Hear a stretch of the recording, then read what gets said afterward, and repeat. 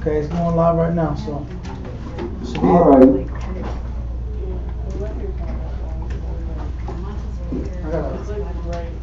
I have to make a move at a certain time. I'm definitely gonna be there. I'm gonna be there until answers out. Say that again? I gotta make a move tonight and take care of some preparation for tomorrow. But I'm gonna be here till answers out gets in and another bug come in also. I'm here. I'm here. Okay. I'm gonna give all the guests a call, man. We need a little wake up. Come.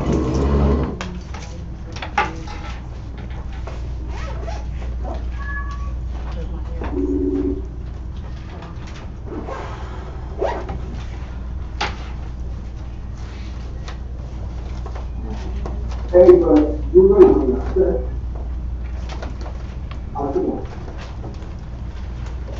Come on, buddy.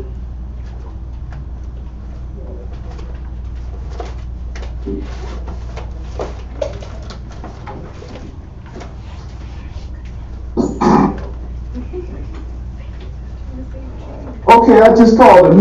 He's I woke him up. God, it's all good. It's all good.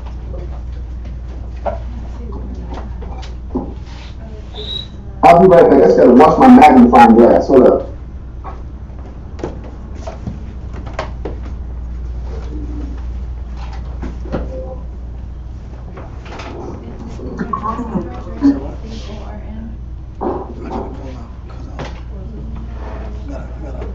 Tomorrow's class in the morning, but there will be a ride. Yeah, my wife. We get together some more. You got you. I ain't gonna leave you like that. Yeah. I ain't gonna have y'all go after that. No, I don't. We'll do that. That's a bullshit. See on YouTube real quick. Hang on.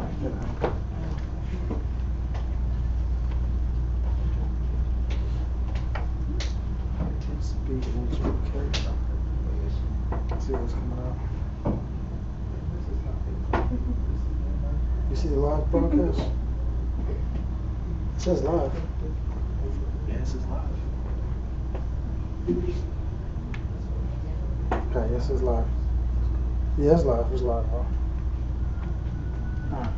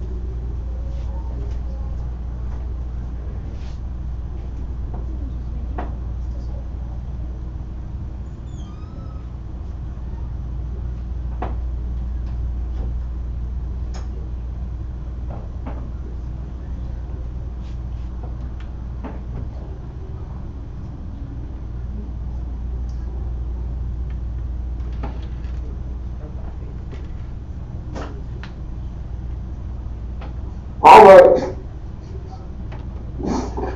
Okay. We're gonna this evening. We're gonna start. The brother, Adam had a question in the past concerning the nationality of Cornelius. Right? Is Cornelius, or was he an Israelite? Excuse me. Or was he, as many Israelites in our times believe, was an Edomite? And I'm going to show you that that Cornelius was an Israelite. Before we actually start and go to Acts chapter 10, I want you to go to Matthew chapter 12. I'll show you what verse when I get there. Matthew chapter 12 and verse.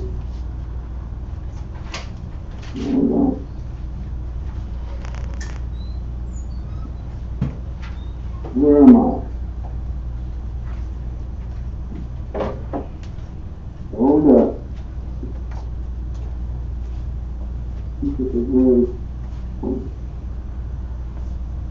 Am I?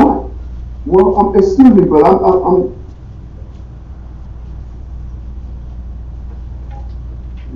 think I skipped. Hold up. No, that's chapter 12. Matthew.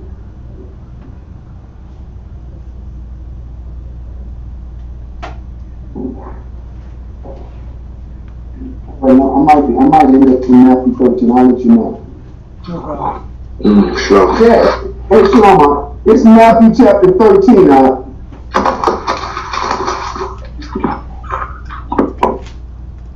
It's Matthew chapter 13. Hey, Shalom, so we got the brother Adam is sitting there to your right over there on the screen. He just got in the morning in La Madrugada. Hey, Shalom, Adam. Shalom, Mark. How are you? I'm doing very well. I've heard a lot about you. And you as well. I know more about you, I'm afraid, because I've seen you so much online. Hey, well done for making the move, bro. Kind of a one-way street, Well, I'm looking forward to working with you. Thank you, Ak. Thank you. It's a pleasure to be here. Good. You're in a very good place. And I'm telling him, he's in great hands. And later on, I don't know when, but Amayetazai and I would like to find a little time between the three of us, yourself, Adam, and Amayetazai and myself, so we can kind of really go over some scriptures particular to yourself, so that you can really understand the implication of the power move that you just made. That's, believe me, what you just did is a power move in the eyes of the Most High Christ. And for you to not know that, you understand? For you to have made that move and then not be empowered or supercharged, right, by the various scriptures that help you to understand the implications of such a move, that you won't necessarily go at this experience with the targeted attitude that you should.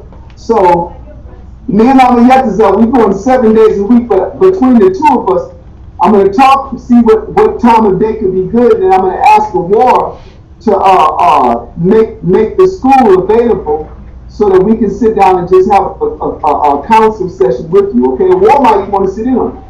You know what I mean? So you can look forward to that. All right, brother. Khan, the water, I appreciate it, Ak. All right. Okay. So, all right. Shalom, sisters in the background. Thank y'all for being patient with while we go through our brotherly shenanigans over here. You know, we got a new brother, Adam from Brockton, Massachusetts, years ago, decades ago. Actually, before 1992. I told you, you heard me mention it, I think, on other episodes of the classes that I had taught. I went to Brockton and taught a bunch of brothers. There were 2 or 3 brothers that used to come out and hear our camp speak on 42nd Street. And the main brother, his name was Saijah. Saijah was a brother from South America. Man, he was just a charismatic, very. When I say charismatic, I don't mean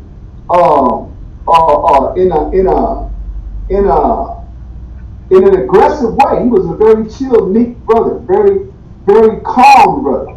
But he was a dear brother, man. And of course, the politics and the things in the school back in the day kind of shifted me and my experience away from them. So I didn't get a chance to go and spend much time like I was looking forward to in Brockton Peak. There was about, I think, 14 to 20 brothers. And it was, I just remember him. I remember a brother named Samak.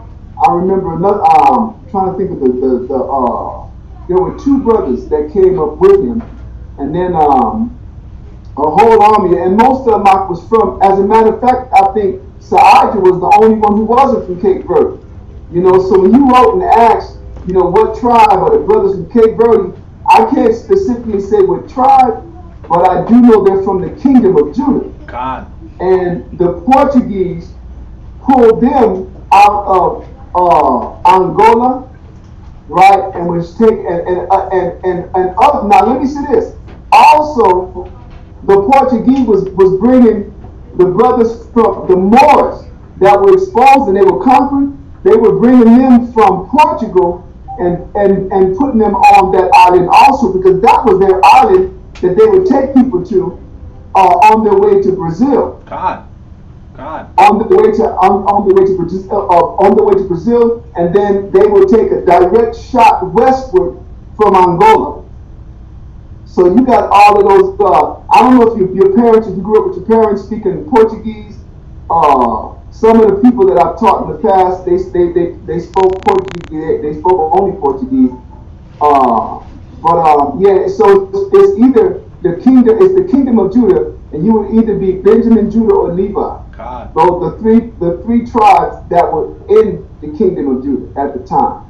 All right, just to reinforce that. God. But brothers, the sisters welcome you. The brothers welcome you. The Lord welcomes you. We all welcome. All right. So, we're going to Matthew chapter 13. Now, the reason why we're going to Matthew chapter 13 in the answering of this question of yours concerning Cornelius is to set the template for how we're going to approach it, how we're going to approach the topic.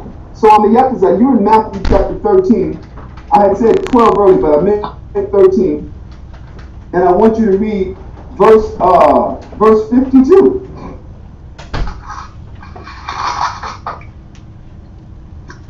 Matthew chapter 13 and verse 52.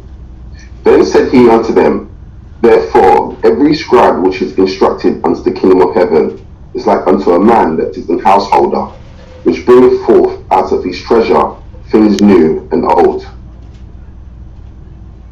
And it came to pass. All right, let's break that down. Then said, that's good. This verse 13. I'm sorry, just verse 52. So what we're doing, not just with this topic, but with any topic, and this is why people try to figure out, what Cornelius, his nationality is, using the wrong method. We don't have to try to figure out anything. The scriptures tell us how to understand what's written. And so Christ here is saying, every scribe, listen to this, because what was the office or the job responsibility, right, of a scribe? These were the men that searched the scriptures so that they could what? So that they could maintain the understanding and I say of prophecies. When I say understanding prophecies, in other words, if something was happening, I'm going to use Christ. Like when Christ popped up on the scene and began his ministry and began to do different types of miracles, or teach first even, the people began to wonder, is this another prophet? You know, Christ asked people once, who do men say I am? And they say, some say that you are Jeremiah or one of the prophets returned. Others say that you're such and such, Elijah. In other words, This was what? This was what the scribes did. They would go by the events of what was happening, and their responsibility was they had to know the scriptures so well that they could see something unfold and identify and then direct you to that place in the scripture. You understand? And so that's why Christ referred to a scribe. Now what he's talking about is the kingdom of the Most High. But he's saying, every scribe which is instructed unto the kingdom of heaven. That means everybody that's learning from the scriptures, everything concerning the kingdom of heaven. What is it he's telling us we have to use? Is like unto a man that is a householder, which bringeth forth out of his treasure things new and old. So what does that mean? Our treasure is what? Is the scriptures. The scriptures itself tell you that our treasure is the scriptures. And I think it's 2 Corinthians chapter 4, it lets you know that we carry this treasure, this heavenly treasure, in earthen vessels, meaning our bodies, our minds, so that the things that the Most High do through us, it'll be crystal clear that it's not of us but of the Most High. So this treasure, that is the word of the Most High, Christ is telling us, if you really want to be well instructed on the kingdom of heaven, you have to go to the Old and the New Testament. That's what that verse means at the end, when it says, is of which bringeth forth out of his treasure things new and old. So in anything, right, in anything that we're studying, we have to find as many sources from both testaments to be able to understand what's being said of it. So people have read the book of Acts chapter 10 and they try to stick with that chapter only and try to and think that they know what the kingdom or what Cornelius is. Now I'm going to show you what it was. Now listen, knowing that, let's do this. Let's go to Acts chapter 10 and let's start off and I'm going to show you.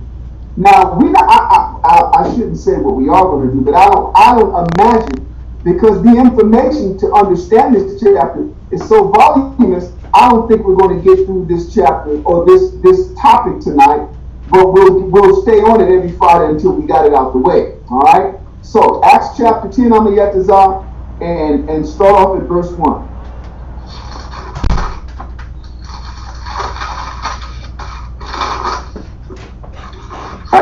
Acts chapter 10 and verse 1.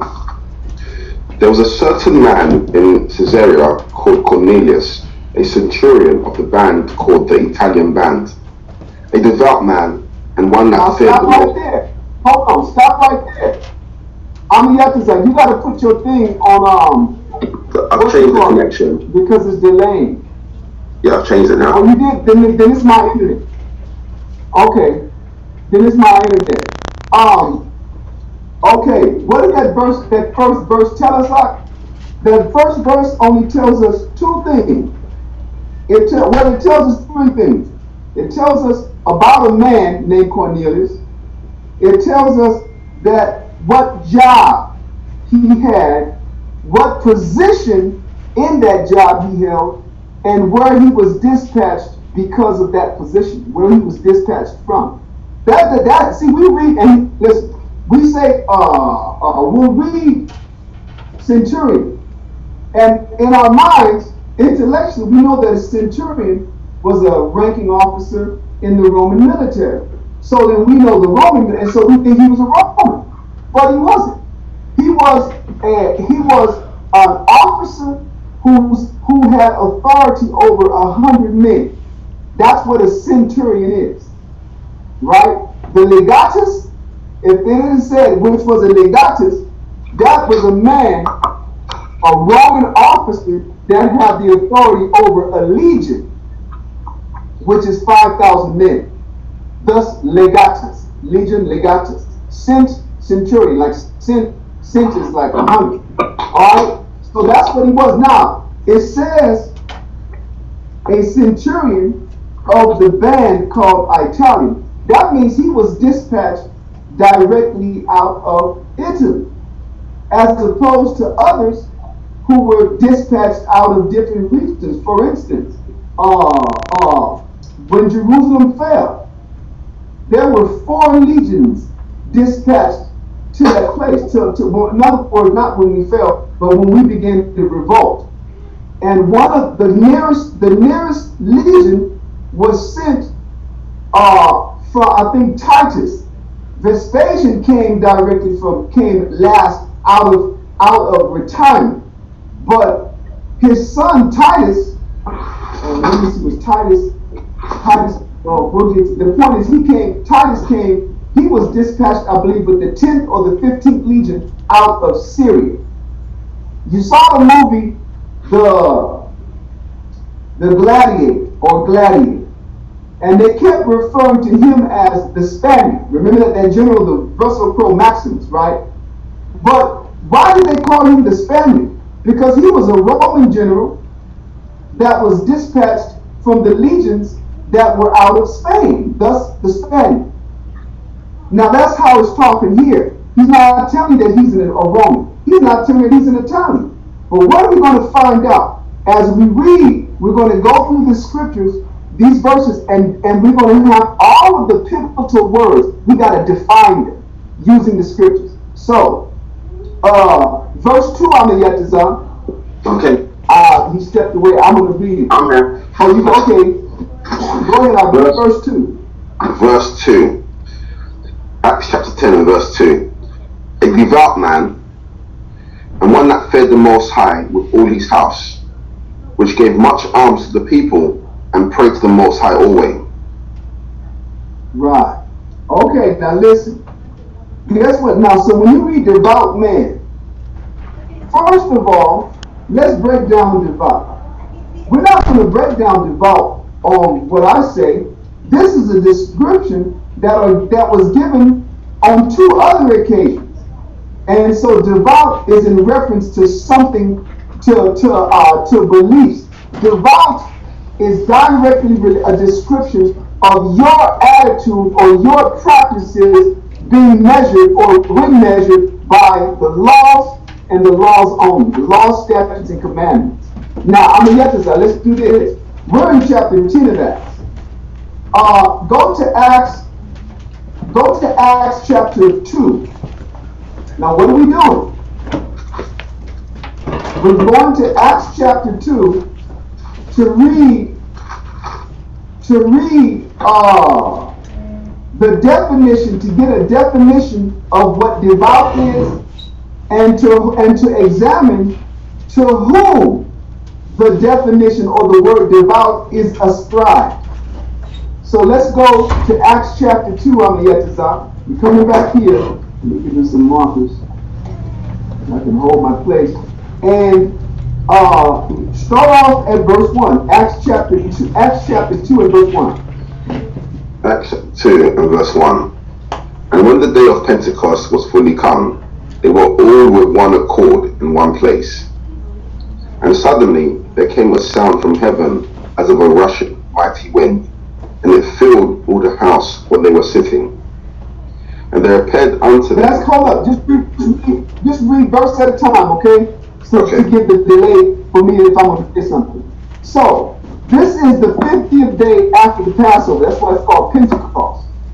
And the apostles are sitting in a place, and all of a sudden this phenomenon takes place that we're going to continue to read. That was the Most High giving them some virtue that would result in them performing a miracle. The miracle right now we're going to read. Read on down on the Yetazah. Okay. Verse 2. And suddenly there came a sound from heaven as of a rushing mighty wind, and it filled all the house where they were sitting. Continue. And there appeared unto them cloven tongues, like as of fire, and it sat upon each of them. Go ahead. And they were all filled with the Holy Spirit, and began to speak with other tongues, as the Spirit gave them utterance.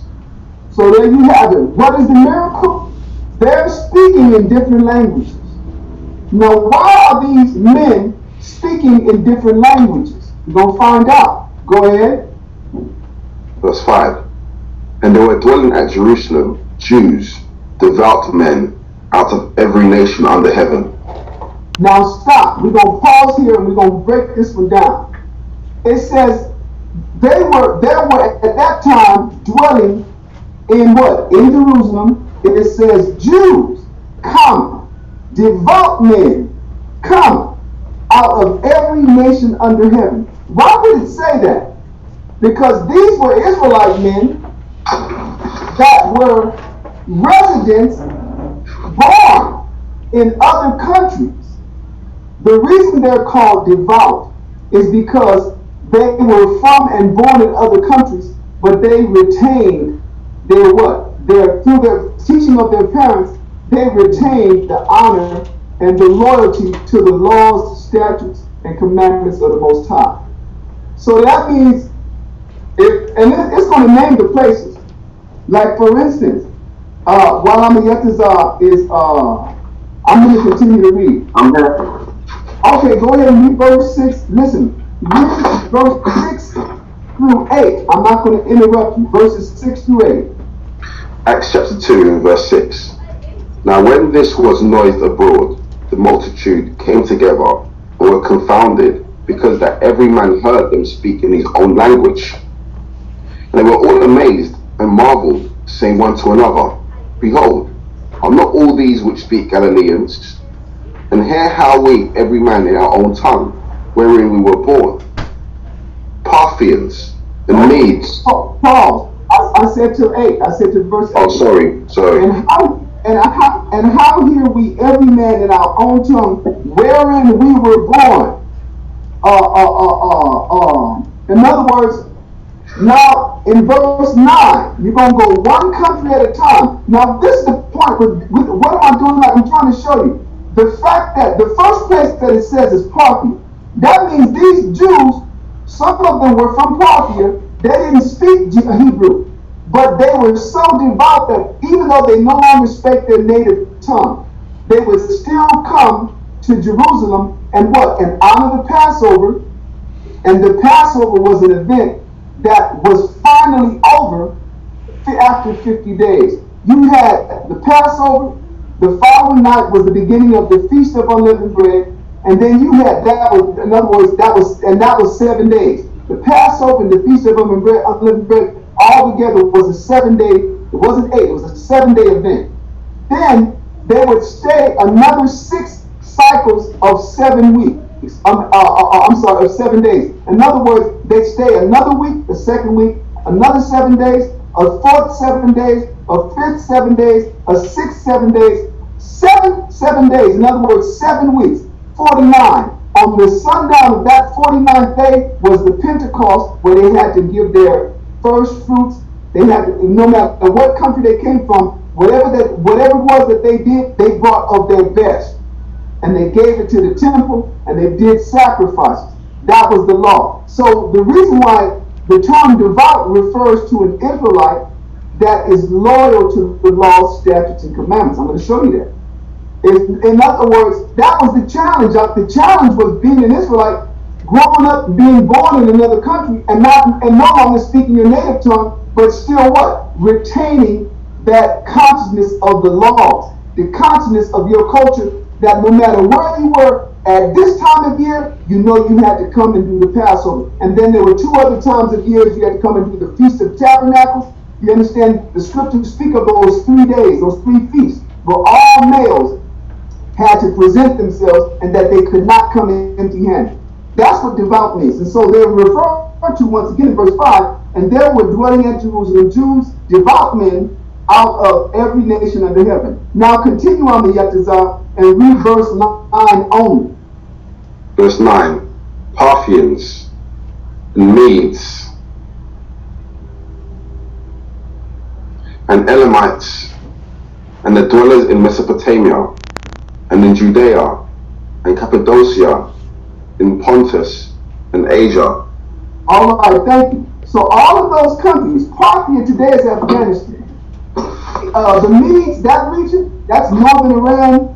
Elamites, that's the entire region. That's like Elam is southern Iran. Between the two of them, you have all of Iran, between Med and Elam. The dwellers of Mesopotamia, the term Mesopotamia means between the rivers, and is referring to the Tigris and the Euphrates. Today that region will be called Iraq. Cappadocia, Pontus, and Asia, those are three regions within those are three areas within the region today of Turkey. Now he's telling you, all of these people didn't speak the same language. The Israelites, the Jews that were born in Media, spoke of one language. Those that were born in Elam spoke the language of the Edomites. Those that were born in Pontus and Cappadocia, Parthia, they all spoke different. They didn't even communicate among themselves, let alone to Israelites, Jews that were Galilean, which never left Galilee and only spoke Hebrew. What does this have to do with devout? That is what demonstrated that these men were devout.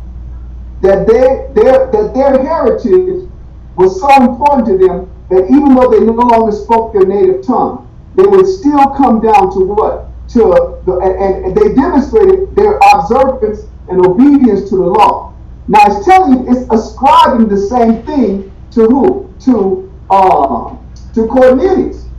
It's saying Cornelius was a devout man. Now we're going to get a little more.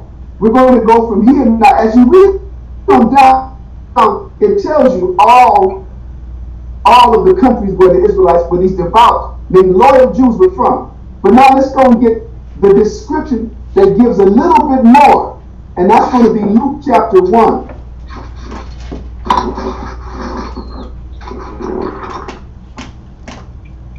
In Luke chapter 1, I'm going to get it on here. I'll tell you first to start off that. You're going to start off at verse 5.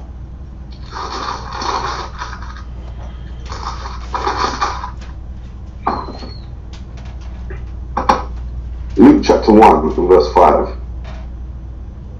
There was in the days of Herod, the king of Judea, a certain priest named Zacharias, of the course of Abia, and his wife was of the daughters of Aaron, and her name was Elizabeth.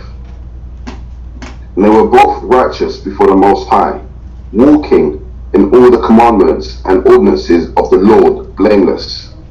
So here it's calling them righteous, but he's letting you know. In other words, the righteous, do me a favor, look up the term, pull up the definition of devout.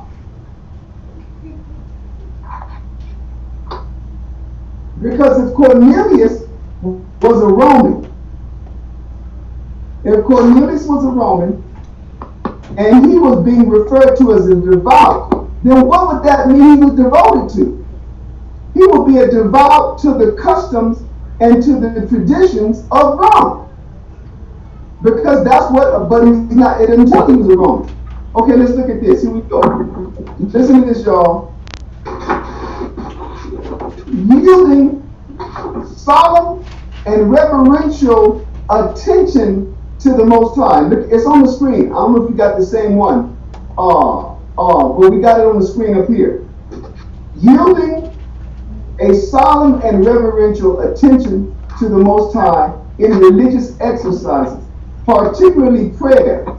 And then it goes on to say, we must be constant and devout in the worship of the Most High. Now, ask the question, how do we worship the Most High? That's why we went to Luke chapter 1 and read verse 5.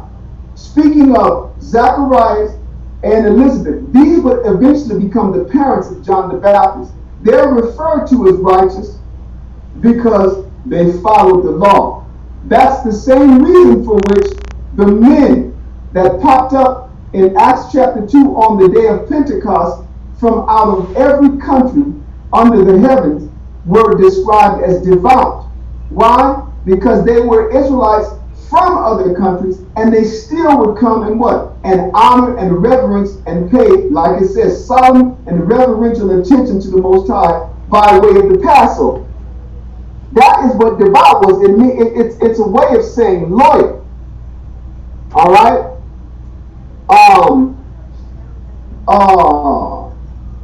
Let's do this. Let's go back and get more. We're going to be coming back to Luke again. We're going back to Acts chapter 10. And read verse 2. Read all of verse 2 again only. Acts chapter 10 and verse 2. A devout man and one that fed the Most High with all his house. Now stop. Hold on. I'm sorry I said all the verse, but I meant that line. He's describing this dude. Listen to what he says. A devout man and one that feared the Most High with all of his house. How do you measure? How is fear, for the Most High and fear of the Most High measured? Fear of the Most High is measured by what is written in Ecclesiastes chapter 12 and verse 13. Let's go there. Ecclesiastes in the Bible, not the Apocrypha. Do you have a Bible, brother? God. Are you reading from it? I'm reading it on my phone. I actually left the Okay, my cool. Bible at my house. Okay, yeah, I forgot. I'm used to seeing the book. Okay, go ahead and read that. I'm yet to say. Once again, here you're going to go to Ecclesiastes chapter 12 and verse 13. I'm going to read Acts chapter 10 and verse 2 once more. A devout man and one that feared the Most High with all his house, and feared. So now we done went and found out what devout is using Acts chapter 2. But how is the fear of the Most High measured? That's in Ecclesiastes, toward the middle of the book. Ecclesiastes is before. You got the book of Job, you got Psalms, you got Proverbs, and you got Ecclesiastes, not Ecclesiastes, Psalms. Okay, chapter 12 and verse 13 helps us to understand how to demonstrate the fear of the Most High. Continue on the exercise. Read that, Ecclesiastes chapter 12 and verse 13. Ecclesiastes in the Bible, chapter 12 and verse 13. Let us hear the conclusion of the whole matter.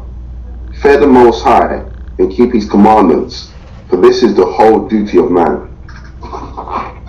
That's how you demonstrate fear of the Most High.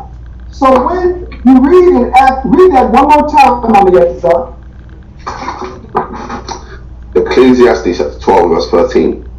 Let us hear the conclusion of the whole matter. Fear the Most High and keep his commandments, for this is the whole duty of man. So that's what Cornelius was doing.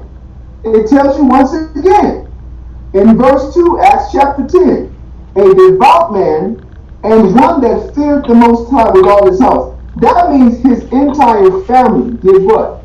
They kept the laws of the Most High. That's all it's telling us. Now listen. And so what happens is we've grown up in the habit of what? We've grown up in the habit of religion and reading the Bible and assuming that we understand what's being conveyed to us because we speak English or we speak Spanish or whatever language our book is written in, and we actually speak that language. We think that because we're reading the Bible in that same language, like for now English, and because we speak English, we think that we understand the message.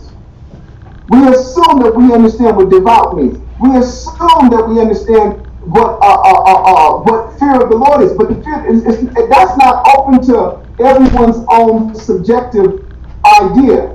The fear of the Most High is measured by your obedience to the law.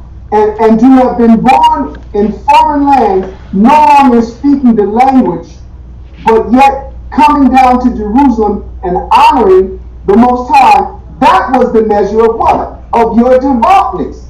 You understand? We found that out by Acts chapter 2. These cats came from everywhere and they were described as devout. So Cornelius is being described as the same, and what? Fearing the Most High. When it says with all his house, that means all of his family. So now here's a third one that we're going to read, that over the years we make another assumption. Read verse 2 again on the exercise. I cut you off, but read verse 2 all the way. Acts chapter 10 and verse 2. A devout man and one that fed the Most High with all his house, which gave much alms to the people and prayed to the Most High always.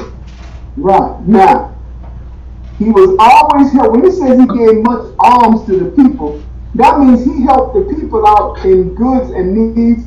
It's not only talking about money. It includes money.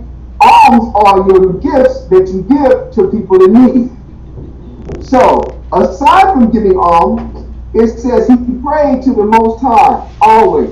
What would he know? Listen to this, y'all. What would he know about praying to the Most High in a way that would please the Most High if he was a Roman when the gospel ain't even got spread yet? And nobody thought, we're in Acts chapter 2. What just happened in Acts chapter 2? In Acts chapter 2, they just received the Holy Spirit and started speaking to people, to Israelites from foreign lands that understood them mysteriously, right? Miraculously, I should say. But nobody's been sent out. As you progress and you get to Acts chapter 8, Philip is what? Philip is told to go up and to talk to a Ethiopian eunuch that's reading the book of Isaiah. In other words, they ain't even got out of, and the eunuch himself had came for the Passover. So the point I'm trying to show us is through the reading, we don't even, how could this Roman who was dispatched out of Italy, I'm going with the notion that he was a Roman, he's dispatched out of Italy, what does he even know about the Most High and praying? The gospel ain't even spread yet. It ain't even spread to Jerusalem yet. The people in Acts chapter 2 was what? Was from all the different countries, and they just came to Jerusalem, and the apostles who were from Galilee was just now dropping it on them.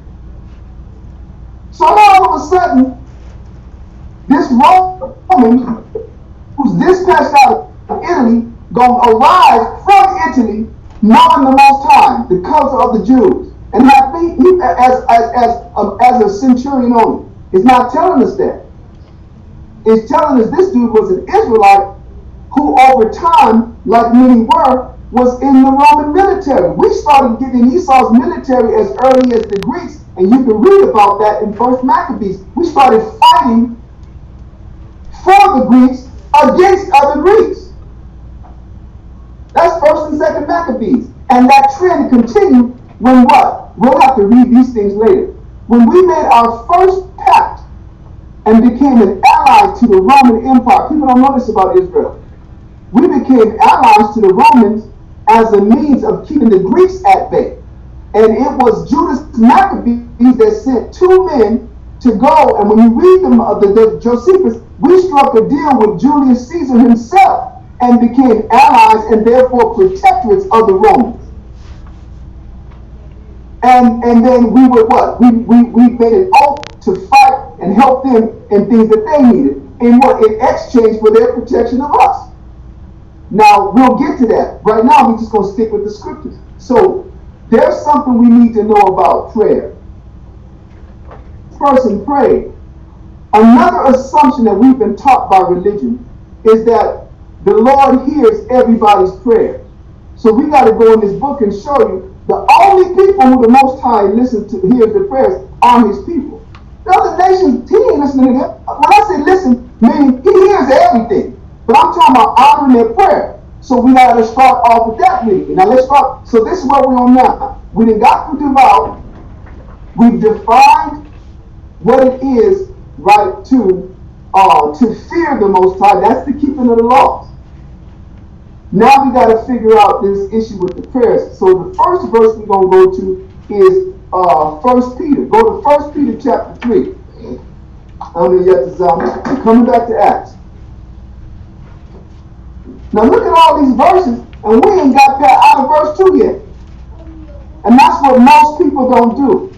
Most people don't sit back, even in Israel, and go like the scriptures tell us, precept for precept. Because once again, even myself, we read the scriptures, and because I speak English, I assume because I understand what I'm reading, that I understand the message.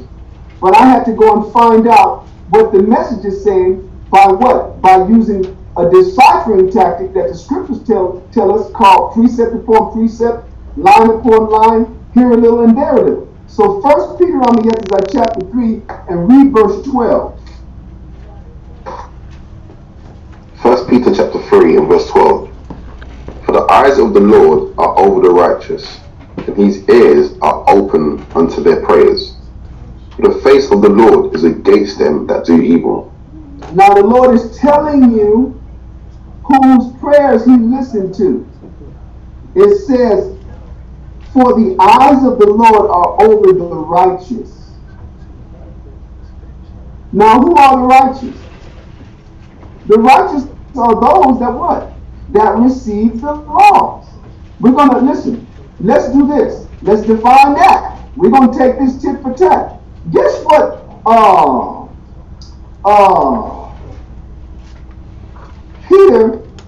Peter actually is paraphrasing. Go to, just no water along. Go to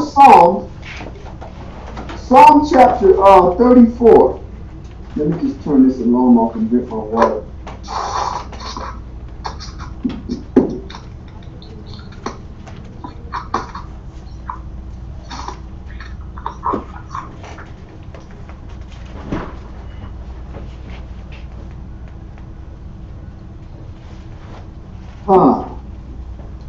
All right, hold on. I've got a few markers now that I got to keep up in here so I don't lose my place. Psalm 34. Did I tell you the verse already? No. Verse 15. We might end up reading a little bit before. Let me get there and see. 25, 27, 29. Psalms 34. And read. Yeah, this is Peter, what we just read, was actually citing this verse. Read verse 15. Psalm 34 and verse 15. The eyes of the Lord are upon the righteous, and his ears are open unto their cry.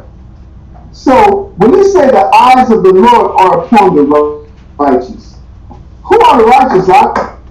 What was righteousness measured by back then? It was measured by the same thing of the fear of the Lord. Those who received and obeyed the laws and the statutes and commandments.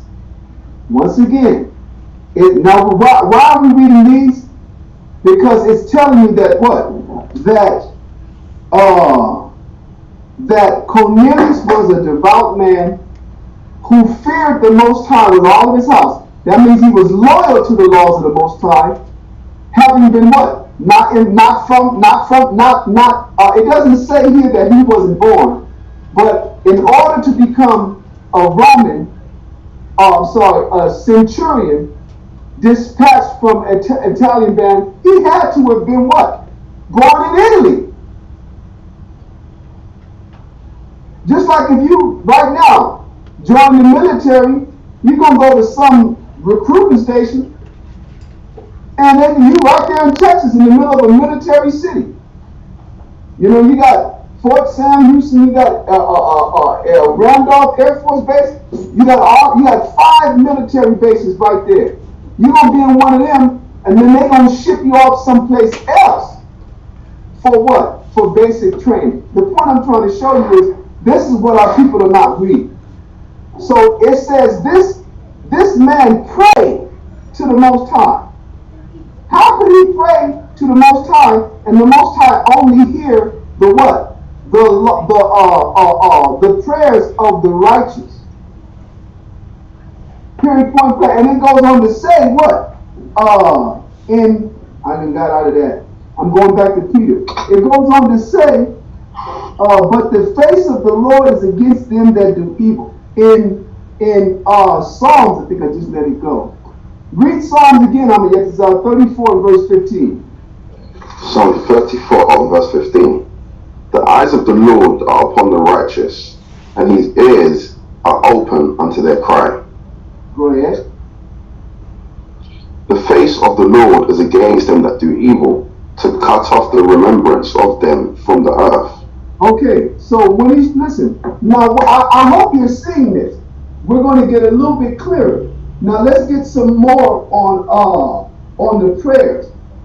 When the prayers reach to the Most High, who does the Bible, let me say this, whose prayers does the Bible say reach to the ears of the Most High? We got to go and get that. So we got to go to the book of Revelation. There's like, let me see how many I want to read. Actually, before we even do that, let's go to that's it. Let's go to the book of Revelation. I'm trying to put it in the right order. Book of Revelation, there's 3 places. I just want to see which one I want to do first. We're going to be reading. Let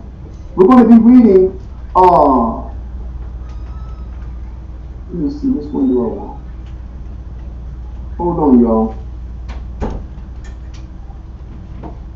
Might end up. I'm trying to figure out where I want to start. I might end up in Proverbs first. Let me see.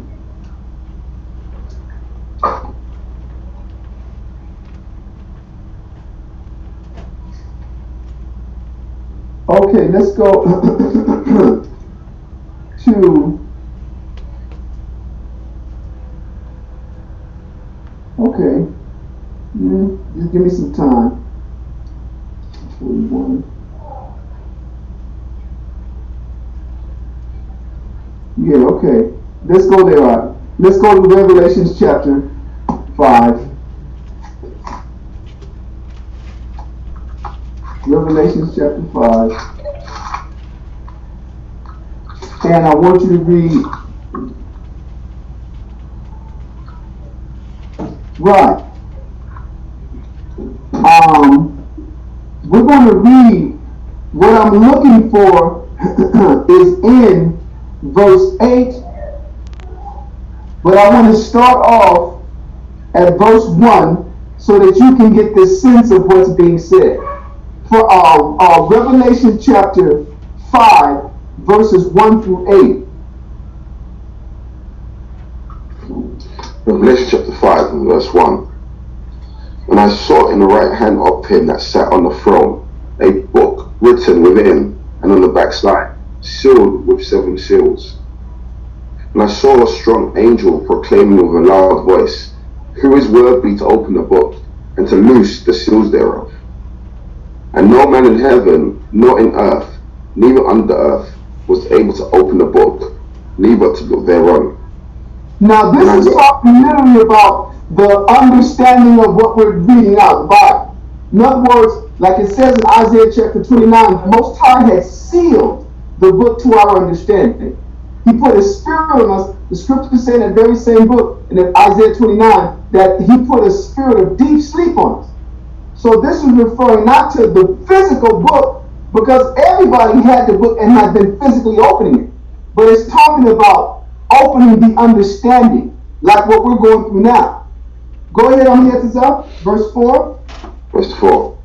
And I wept much, because no man was found worthy to open and to read the book, neither to look thereon. Go ahead. And one of the elders saith unto me, Weep not. Behold, the Lion of the tribe of Judah, the root of David, hath prevailed to open the book and to loose the 7 seals thereof. So this is talking about Christ. When Christ died, that move was what was done to what? To open our understanding when the time would come to the message of the Bible.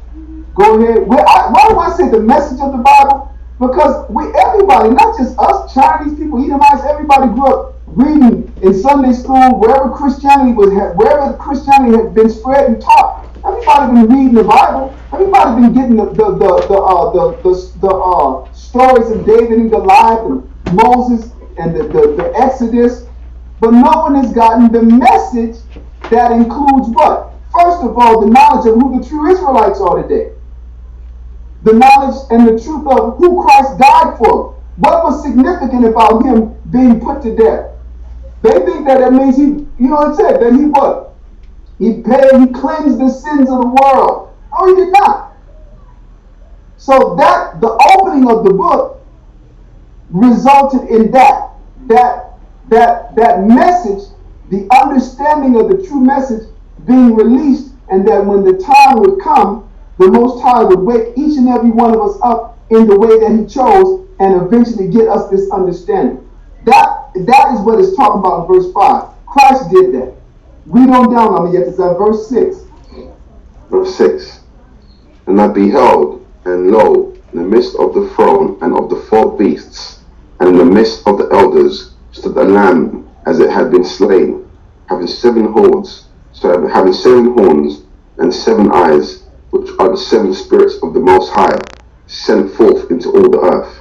The seven spirits of the Most High are talking about the 7 holy archangels, of whom there are named 4.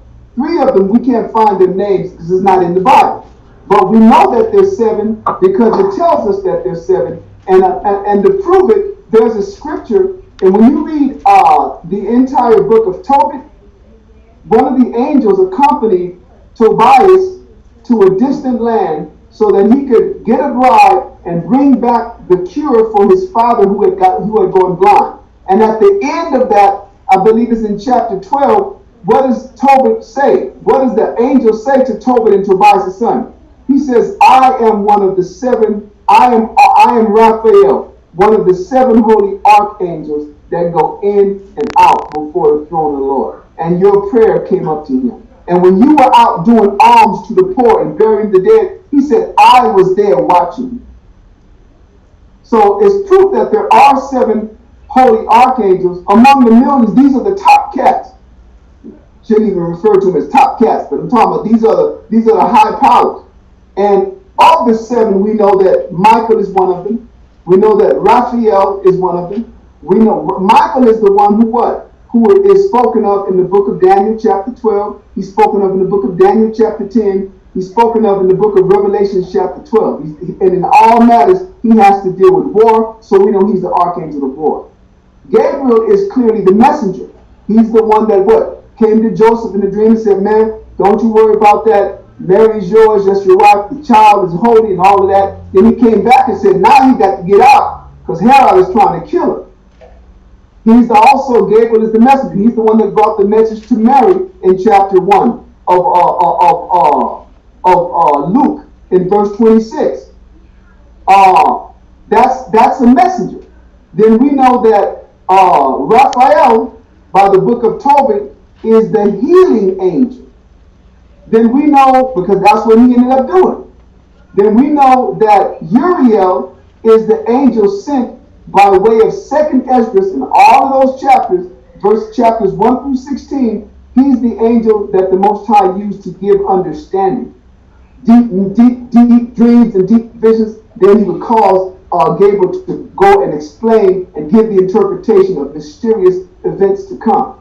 Now, the other 3, the Bible doesn't mention. Not the books that we have at least. But here we know that there's 7. Yetazah, verse 6 and 7.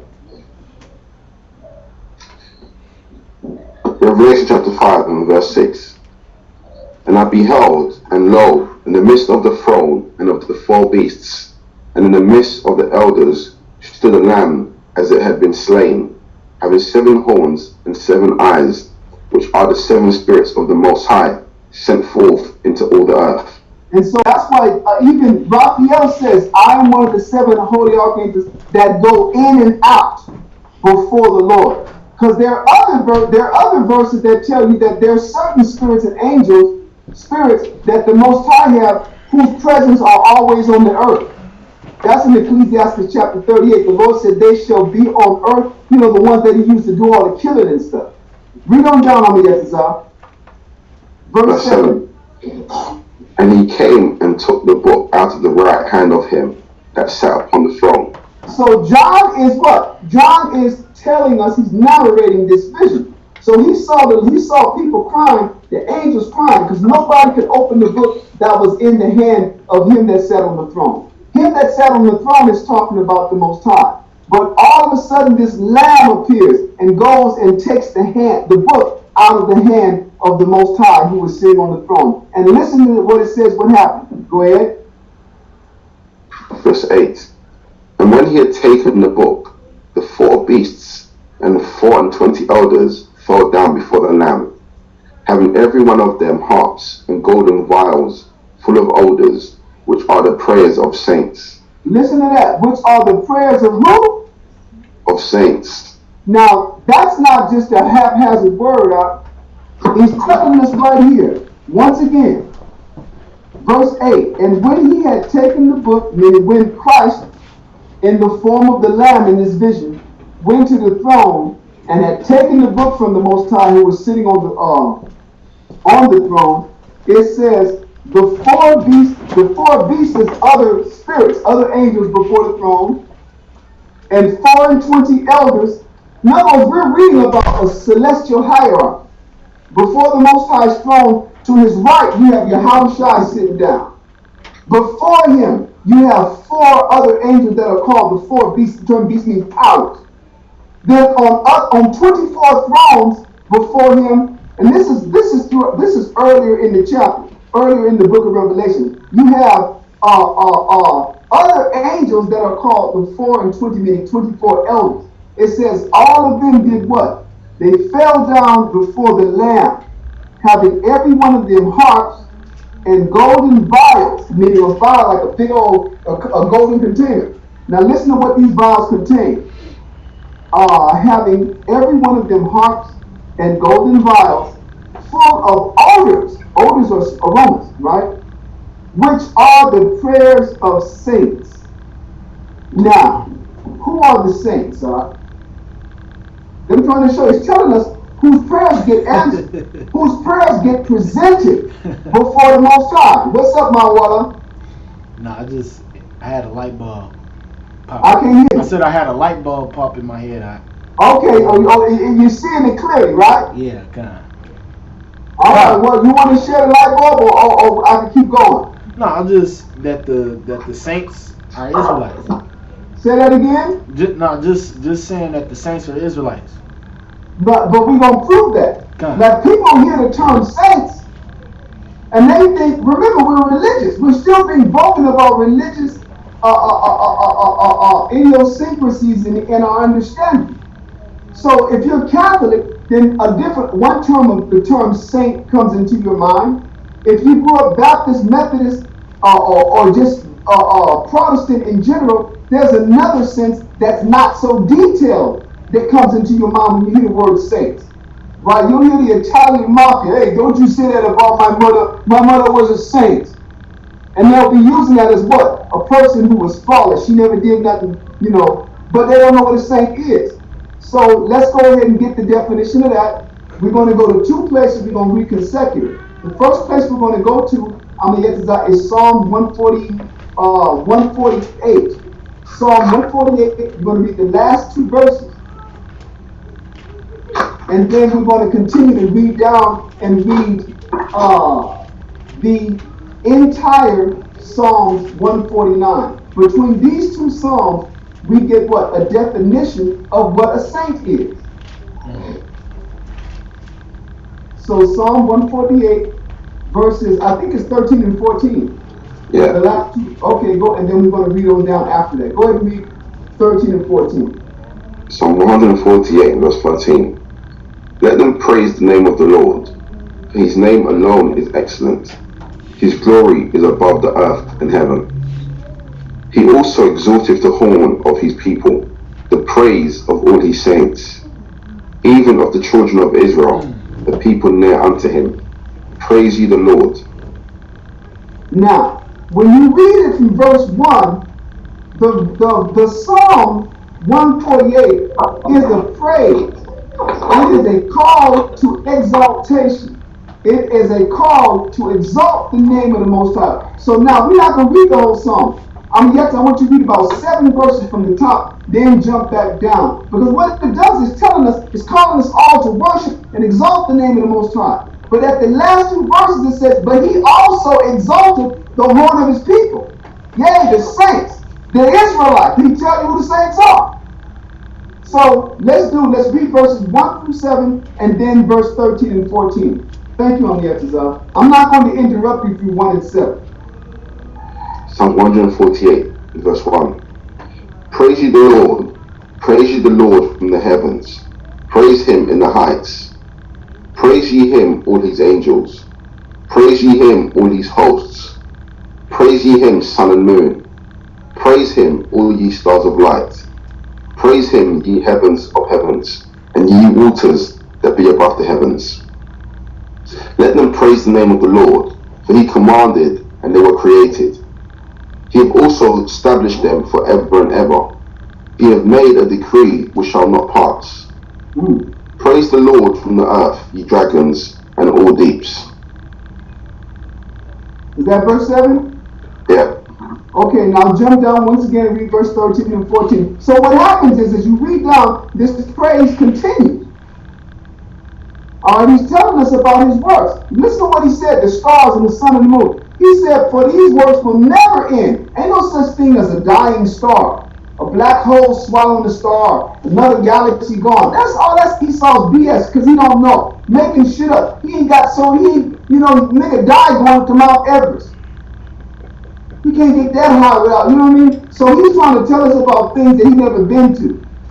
But the Lord is letting us know these are his works, and even they praise him. Now he's being exalted, but listen to what he says he also exalted, who the Lord himself is going to exalt. Okay, I'm going to get to verse 13 and 14 again. Verse 13. Let them praise the name of the Lord, for his name alone is excellent. His glory is above the earth and heaven. He also exalteth the horn of his people, the praise of all his saints, even of the children of Israel, a people near unto him. Praise ye the Lord. So you hear that? He's telling you. He also exalted the horn of his saints, right? Then he tells you who the saints are. The Israelites. And who are the Israelites? That people that's near unto him. Now keep this in mind. These are the prayer, or in other words, these are the saints who, when they pray to the Most High, they go up. Listen, it said they received them like odors. Remember that? I mean, let's go back to Revelation. Read Revelation chapter 5 and verse 8 again.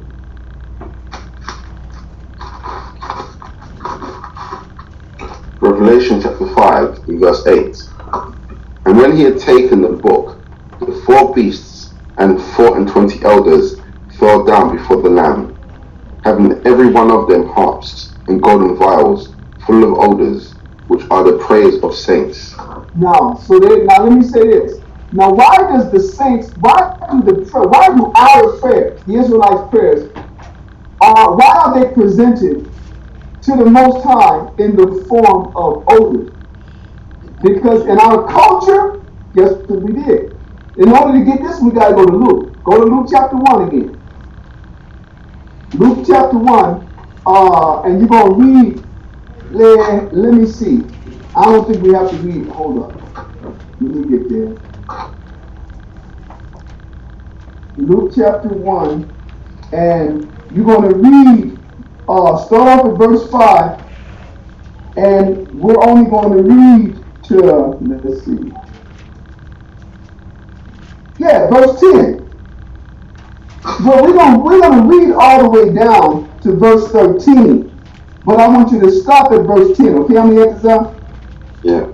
Verse 5 through 10 for now. Luke chapter 1 and verse 5.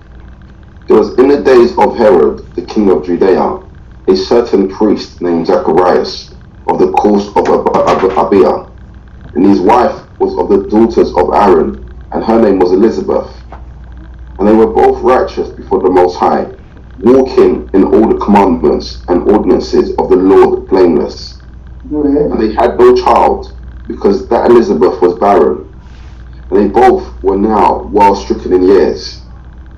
And it came to pass that while he executed the priest's office before the Most High in the order of his course, according to the custom of the priest's office, his lot was to burn incense when he went into the temple of the Lord. And the whole multitude of the people were praying without at the time of incense. Stop right there. That's why the angels present our prayers as odors before the Most High from golden vials. Because when we pray to the Most High, we prayed at specific hours where the incense was burned to be what? To be carried up with our prayers. People don't understand the Bible.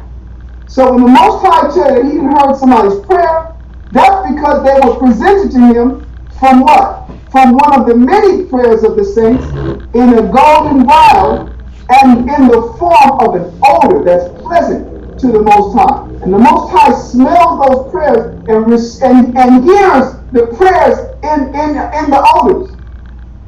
But the issue is that they are the prayers of the saints. You understand? And this is why when nations come, they would have to come to, when they pray to the Most High, they would have to come and have a priest offer sacrifice, and then the priest would send up a prayer on behalf. We can show you that. That's what happened. In other words, that's what the Most High did. You couldn't just send up no prayer. Ain't no nation could send up no prayer. An Israelite had to send up a prayer on behalf of you. And listen, I'm going to show you how cold it is. When we're going to go to Second Maccabees, not just yet. Let's finish this one. I want to show you how deep the prayer goes, and that the Most High don't listen to nobody else's prayers. Okay, I'm going to get to verses 9 and 10 again, and then you can read on down to 13. Luke chapter 1 and verse 9. According to the custom of the priest's office, his lot was to burn incense when he went into the temple of the Lord. And the whole multitude of the people were praying without at the time of incense. And they appeared unto him. When was this established? I'm trying to show you. This is how deep it goes. This was established back in Exodus and Leviticus. So we got 2,000 years before this was they were still keeping this custom. We read on down.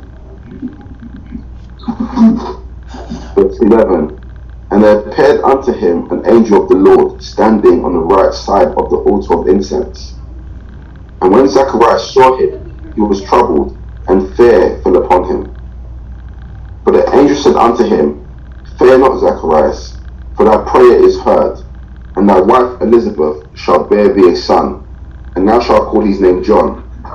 So even what? Even Zachariah had been praying during that very hour while he burnt incense. How do you know? Because the angel said, your prayer has been heard.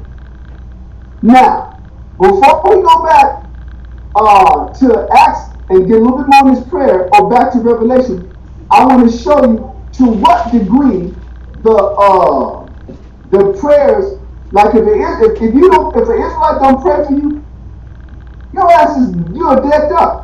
We're going to go to 2 Maccabees chapter 3, when we get there, and we're not going to read the whole account. But this is what happened. In a nutshell, there was wicked Israelites in the days of the Greeks who were striving for the high priesthood, who the Greeks would be what? Putting who they wanted so that they could get money, gold, and things that were dedicated to the temple. So there was one such person who wanted to be high priest, and he was jealous of the true high priest, and he goes back to Seleucus. This is the time where Alexander had just died, and Seleucus then took over Asia, and he's operating out of Syria. This wicked Israelite goes and tells him, listen, the priest that's over there, he's hiding money. They didn't give you all of the tribute. But he lied. So he was telling he wanted them, because he didn't get to be high priest, he wanted the Greeks to come and sack the temple and take all the money and the necessities that were for the widows and the orphans. Now we're going to read what happens, all right? So in let's start off on the Yetazar. We're going to start off with him going up into the temple. So listen, he's going up into the temple. Verse 20, the Greek soldier, the treasurer, is going up into the temple. And the people are going crazy, crying and praying to the Most High for intervention so that these people don't defile the temple. This is how it was. The other nations couldn't even go in the temple. There was a certain section of it reserved that the priests had to usher them through. So this cat is getting ready to go to the place where the treasury is kept, and the people are going. I mean, one thing they will come and read it from verse 1. It's a sad thing to read. But listen to what happens. So start off at verse 20 on the episode. 2 2 Maccabees chapter 3 and verse 20. And all holding their hands toward heaven made supplication. Then it would have pitied a man to see the falling down of the multitude of all sorts, and the fear of the high priest be in such an agony. It's just telling you, it's picking it up from the nation hour's reaction. Everybody was screaming and praying to the Most High with their hands in the air. It said if you would have been there, it would have pinned you. It would have brought you to tears to see the whole multitude falling out like that. It was that heart-wrenching an episode, because the worst of worst that could happen in Israel was about to happen. This heathen was going to go up and defile the temple. Go ahead. Verse 22. They then called upon the Almighty Lord to keep the things committed of trust safe and sure for those that had committed them. Nevertheless, Heliodorus executed that which was decreed. In other words, they were saying, Lord, please don't let him take the things that were committed for their purposes. When you read earlier, they were committed for, like I said, widows and orphans. This money was to take care of the people in Israel that had nobody else to take care of. Go ahead. Verse 24. Now as he was there present himself with his guard about the treasury, the Lord of spirits and the Prince of all power caused a great apparition, so that all that presumed to come in with him were astonished at the power of the Most High, and fainted, and were so afraid. That means at the moment that this guy, when it says his guard, that means all of the troops that he had with him was going up into the temple. The Most High sent, you're going to see sensitive angels, and all his troop people saw it. They saw this vision, and they all fainted for fear. Go ahead. Verse 25. For there appeared unto them an horse with a terrible rider upon him, and adorned with a very fair covering. And he ran fiercely, and smote at Heliodorus with his forefeet. And it seemed that he that sat upon the horse had complete harness of gold. This was an angel, it said a terrible rider. Big ass horse came, put himself on his hind legs, and took Heliodorus and beat Heliodorus with the horse. And he was wearing a harness of gold. Now, watch what else happened. Then after the horse knocked him down, go ahead. Verse 26. Moreover, 2 other young men appeared before him, notable in strength, excellent in beauty, and comely in apparel, who stood by him. This says notable in strength. They were notable in strength means you could look at it, brother, until he's strong. I mean, they were buff, they was young. It says they were excellent in beauty, they was handsome as hell, and it says notable and in comely apparel. That means they was well-dressed, young, beautiful brothers, and what they were angels. And what did they do to him? Ain't no ugly, only ugly angels is clearly the ones that the Most High sent to scare the hell out of you. Go ahead, I'm going to read that from the top again. Verse 26. Moreover, 2 other young men appeared before him, notable in strength, excellent in beauty, and comely in apparel, who stood by him on either side, and scourged him continually, and gave him many sore stripes. That means they appeared on one side of him and beat his ass. Anybody ever seen that movie Coolie High? Did anybody see the movie Coolie High? God. Alright, so there's a scene where these cats got out of jail. Lawrence Hilton Jacobs and a couple of the dudes went joyriding, right? And 2 of the cats that actually stole the car and they kind of punked these younger guys to go, they got held back in jail, but they let the cat that was on the basketball team and the other guys go, because they knew these was the school dudes and here were the 2 troublemakers. Well, when them 2 troublemakers got back on the street, they caught the basketball player played by Lawrence Hilton Jacobs, and they beat his ass. They beat him to death, but they were hitting him. You know, they hit him and they throw him to the other one. The other one will beat him up and throw him back to. That's what these angels did. They said they stood on either side, beating him up, scourging him, giving him many stripes. The Most High sent 2. First, he sent the horse rider down and whipped the dudes up, softened them up. Then he sent 2 strong ass angels and gave his ass an ass whooping with their fists. Now this was just from somebody else going to the temple, but that's not what we came here to read. We needed to read that to see what happened is how bad he got beat. They literally beat him within an inch of his life. And listen to what it was that saved him from dying. Go ahead, I'm going to get this up. Verse 27. Verse 27. And Heliodorus fell suddenly onto the ground and was compassed with great darkness. When it says compassed with great darkness, they knocked his ass into a coma. You're going to see it. They beat his ass into a coma. Think the Most High will send some angels? You think it's always going to be, a storm or, a car accident, volcano? The Most High will send men from heaven to whoop your ass, gangster style. Give you one of them cootie high ass whoopings. Go ahead. But they that were with him took him up and put him into a litter. That's how you know he was knocked out. Because they had to tell. When it says a litter, it's talking about an instrument that they use to have to keep to put behind the horses as they rode to keep them from manuring on the ground. They put him in a litter. Go ahead. Verse 28. Thus him that lately came with a great train, with all his guard into the said treasury, they carried out, being unable to help himself with his weapons. In other words, it says that he walked into the place with all his guards and his weapons there to carry his ass out. He got up into the wrong spot, got his ass whooped bad, and they carried him out. Go ahead. And manifestly they acknowledged the power of the Most High. Go ahead. 29. For he by the hand of the Most High was cast down and lay speechless without all hope of life. Listen, what does that mean? It says he lay speechless without all hope of life. That means he was going to die. If you're laying down and there's no hope of life, that means your next step is the other side. Niggas gonna be at your funeral talking about it's so hard to say goodbye. Go ahead.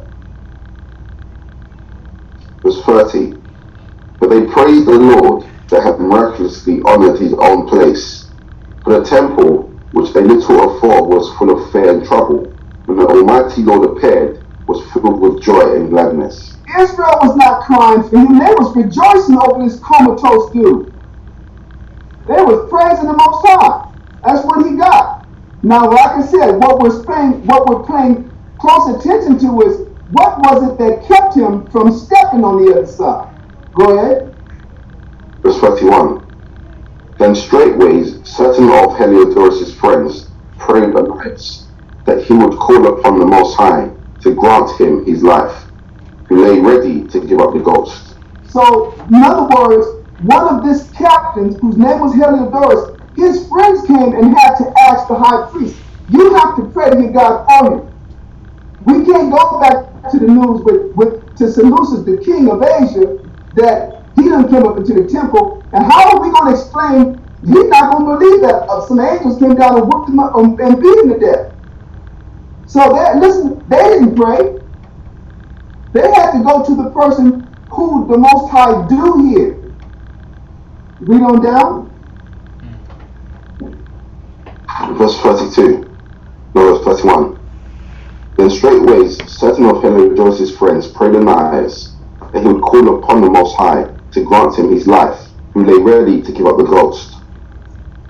So the high priest, suspecting lest the king should misconceive that some treachery had been done to Heliodorus by the Jews, offered a sacrifice for the health of the man. Now stop. Why did the high priest do it? The high priest didn't care two things about him, but it said the high priest did not want the king that he represented to think some mischief was done on their part. So he went on and did what? He went on, in other words, so that Seleucus, who sent him, wouldn't think the Jews done rebelled against the tribute and then killed my man. The priest said, it's better off to pray for this dude. That was the angel's going to tell you what it was. Continue. Go ahead. Verse 33. 33, right? Yeah. Now, as the high priest was making an atonement, the same young men in the same clothing appeared and stood beside Heliodorus, saying, listen to this. Heliodorus is in a damn coma.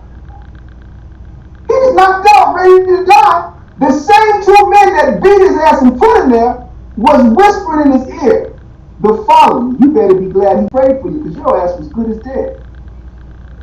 This is what the angels are telling him, and he gets knocked out. Nobody knows they can hear him, but his ass can hear him, because they was talking to his spirit, which was ready to depart. He was ready to give up the ghost. Read it from the top of that verse again, Amayetazar. Verse 33. Verse 33. Now as the high priest was making an atonement, the same young men in the same clothing appeared and stood beside Heliodorus, saying, Give Onias the high priest great thanks, insomuch as for his sake the Lord hath granted thee life. The angel is telling him for Onias, the high priest's sake, because he prayed for you, and because he needed me to heal you. You give thanks that he prayed because it's for his sake that your ass is going to live. The Most High ain't listening to nobody's prayer but us. If they didn't pray, he would have died, but they were trying to prevent what? The king from interpreting that as an act of aggression or overt rebellion. So they thought it better to pray for him. But those two angels said, listen, if he hadn't did this, you'd be good as gone. If the Most High didn't care about these people and they didn't pray for you, your ass is out of here. Then you got to stand before my Father. Go ahead. Verse 34. And seeing that thou hast been scourged from heaven, declare unto all men the mighty power of the Most High. And when they had spoken these words, they appeared no more. And they're saying, now that you got beat, that's what scourged is. Now that you done got violently beat, you make sure that when you come out this damn coma, you go and you tell people about this. You praise the Lord. And see that thou hast been scourged from heaven. Declare unto all men the mighty power. Don't you hide this ass whooping. And when they had spoken these words, they appeared no more. Verse 35, Verse 35. So Heliodorus, after he had offered sacrifice unto the Lord, and made great vows unto him that had saved his life, and saluted Onias, returned with his host to the king. Now, that's one way. So who had to pray for him? This dude couldn't be like, oh Lord, I'm sorry, I've been abominable. These are definitely your people. The Most High wouldn't hurt him. Now, we're not going to go by and do it now, but I will tell you this. What you need to do is from Exodus chapter 4 all the way to Exodus chapter 12. You guys can read. Why do I say that? Because that's about the 10 plagues. Maybe, I think it started in chapter 4. The 10 plagues, right? And after each plague, what had to happen? The Most High was plaguing, and the Pharaoh said, call me Moses. He would summon Moses. They would go get Moses, and what would Pharaoh say? Entreat your God that he will cause the blood to leave the waters. Entreat your God that he will put an end to the flies. Pray, entreat your God that he would drive these lice away. Pray, entreat your God that he would send away the hail and the fire, the murrain, the boils, all the plagues. The only reason the plague stopped is because the Pharaoh, remember the Most High said he was going to harden Pharaoh's heart. So he did. He made Pharaoh what? He told Moses, go tell Pharaoh, let my people go. But no, Moses, that I'm going to harden his heart. He's not going to do it. Then after he would bring the plague, the Pharaoh would feel defeated, summons Moses, and asks for Moses to pray to the Most High to make the thing cease, and he would do it. All you got to do is go read the scriptures. You read the scriptures, and the Most High showed the only people whose prayer the Most High ever listened to was ours. Simple and plain. So, here we got, okay, that was good enough on the Yetzirah. Now, let's finish up in Revelation. We have read chapter 5 and verses 1 through 8. And we see that those angels, those mighty, the 4 beasts, the 4 and 20 elders, they're all before the throne with their harps, and each one with their vials, which are full of the odors, which are the prayers of the saints. We went to Luke chapter 1, verses 5 through 13 to find out why is it that? Because they're offered up at the time of incense with that sweet savor that the Most High likes. Those are the prayers. Now let's go back and go to chapter 8. Revelations chapter 8 on the Yetzirah, and we're going to read verses 1 through 4.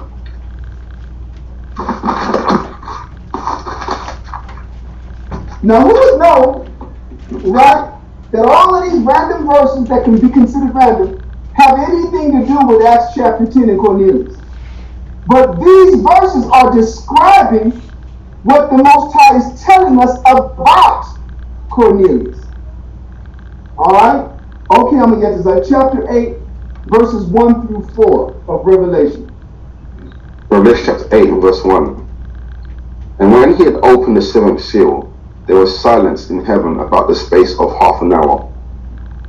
And I saw the 7 angels which stood before the Most High, and to them were given 7 trumpets. And another angel came and stood at the altar, having a golden censer, and it was given unto him much incense, that he should offer it with the prayers of all saints upon the golden altar, which was before the throne. Now this is in the heavenly spirit, in the heavenly realm. Before the throne of the Most High, there's a golden altar, and the angel that's offering up the odors offers it along with the incense. But whose prayers are they? They are the prayers of the saints. Go ahead. Verse 12. Thank you. And the smoke of the incense, which came from the prayers of the saints, ascended up before the Most High out of the angel's hand. And the angel took the censer. That was it. Read verse 4 again, and that's it. Verse 4. And the smoke of the incense, which came with the prayers of the saints, ascended up before the Most High out of the angel's hand. Now, we can go back to Acts chapter 2 and pick up where we left off at verse what? Read verse 2 on down to verse 4. Right? You're going to read verses 2 to the end of verse 4. I'm not going to interrupt you.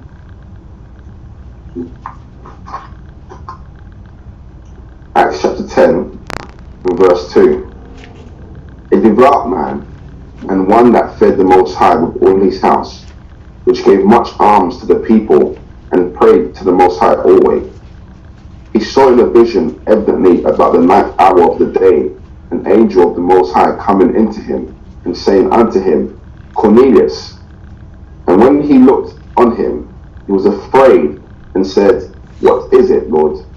And he said unto him, Thy prayers and thine alms are come up for a memorial before the Most High. Now stop. So what did Cornelius have to be? The angel came and said the same thing to him that he said to who? That was said to Zacharias concerning him and Elizabeth. Thy prayers have come up before the Most High. And that's why we went to read in Revelation chapter 8 or Revelation chapter 5, verses 1 through 8. Revelation chapter 8, verses 1 through 4. And Second Maccabees chapter 3, right? The respective verses starting in verse 20, that in each case, whose prayers make it to the Most High? The saints. So I'm trying to show you the phenomena, the circumstance that's happening. If you know how to find those in other areas of the Bible and define them using the scriptures, you'll find out that what? Cornelius was an Israelite. Simple and plain. Now we're going to continue to read. Once again, we've already defined what the saints are, so there's no need to go back and do that. The saints, according to we still didn't read all of Psalms. Let's do that. One more backup. Let's get Psalms 149. I had left off after 48, but let's get 149, and we're going to read. I think that one has only 9 verses, so we're going to read the entire psalm. I'm going to exercise. I'm gonna use the rest of my real quick. I'll be right back.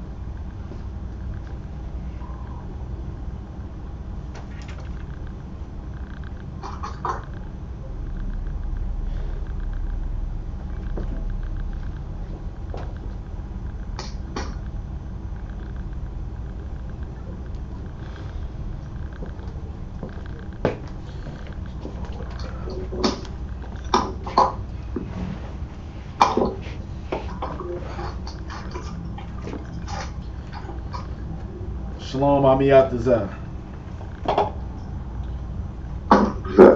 Shalom, bro. How you doing? I'm doing good, man. You know, trying to stay in there, man. How you been?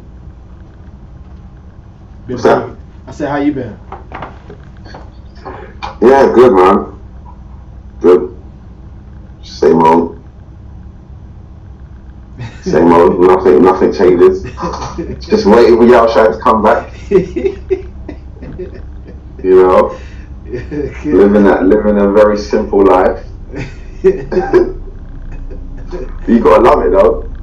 Obviously, it always amazes me how, through living such a simple, eventless, you know, what many people would consider boring life, you know, we grow in the spirit and we gain so much wisdom, so much strength, you know, when we use that time to obviously actively apply our minds and our spirits to the Most High.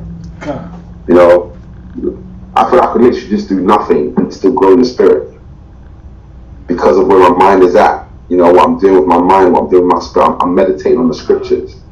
You know, meditating on the Most High, so we grow. And that's beautiful. Like literally, I go for walks and just in conversation with the spirit, and I'm growing. And people in the world could never understand that. How one can literally do nothing, or just what the scriptures talk about. You know, reposing with the spirit. You're growing. You know, it's beautiful. God, man. Beautiful. I like boring. And I'm really looking forward to seeing you grow. God. I'm really looking forward to it. And you made such a major move that, like, you know, very few people, you know, have done that. You know, to give up practically everything. You know, Carl and I did it, and just honestly, look, I can say to you, just give yourself over to the brothers. Trust the Most High. You know, that's when we always exhort everyone. Trust that the Most High has handpicked, you know, these men. I'm saying, to help build your spirit. You know, just trust Him. Give yourself completely over. You know, listen to what they got to say. Follow what they have to say, and you'll grow in the spirit so quickly. I was blessed to be given the opportunity, so I took the opportunity when it was there. Pardon, say that again? I said I was blessed to have an opportunity, so I took that opportunity when it was there. Beautiful, So beautiful. that opportunity was there to be able to come, and you know, they had a slot for me, and I had work to do. I took it, you know. Beautiful. There was no longevity. There was no growth where I was at, you know, for the amount of time that I would have to stay in order to move out here on my term, and that was just too long. So it was a blessing that Kawakab was there, and he presented me with that opportunity if I chose to take it, and I leapt at that opportunity. Sweet. So it was a blessing. Sweet. Yeah. Oh, that's beautiful. Yeah. Okay. Go ahead, Amiyatazah. What were you saying? I was just speaking to Adam, and just exhorting him to just look into the brothers. Okay. Yeah, man. That's gonna. You'll see. The greatest is ahead. The Most High, man. He's gathering us and getting the saints out in the nick of time before you see that the hammer's getting ready to come down. You know, the Most High is shutting Babylon down. Okay, what verse? What did we just do? We were getting ready to go and read all of Psalm 149, right? Is that what it was? Amiyatazah? Correct. Okay, let's do that. Psalm 149 and verse 1. Praise ye the Lord. Sing unto the Lord a new song, and His praise in the congregation of saints. Oh, listen, His praise is in the congregation of the saints. Then it's going to tell you who the saints are. Again, go ahead. Verse 2. Let Israel rejoice in Him that made him. Let the children of Zion be joyful in their King. Let them praise His name in the dance. Let them sing praises unto Him with a timbrel and harp. For the Lord taketh pleasure in His people. He will beautify the meek with salvation.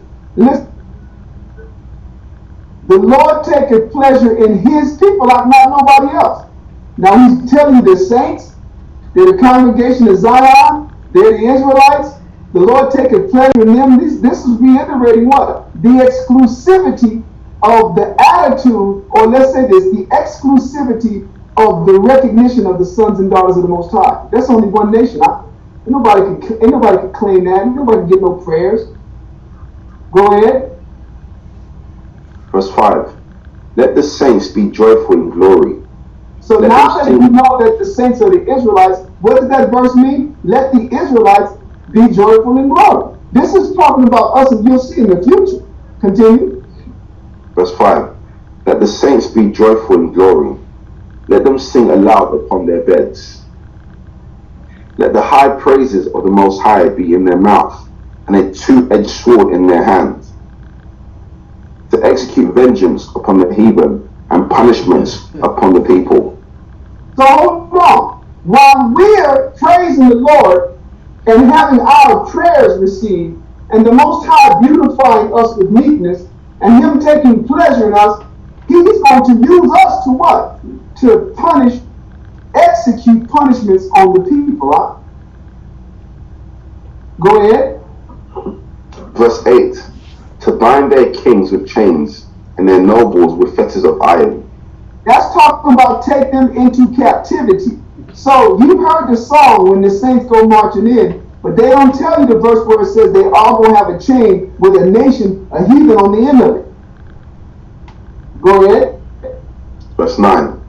To execute upon them the judgment written. This honor have all his saints. Praise ye the Lord. This honor have all the Israelites. Praise ye the Lord. Just reinforcing that the prayers of the saints are the prayers of the Israelites.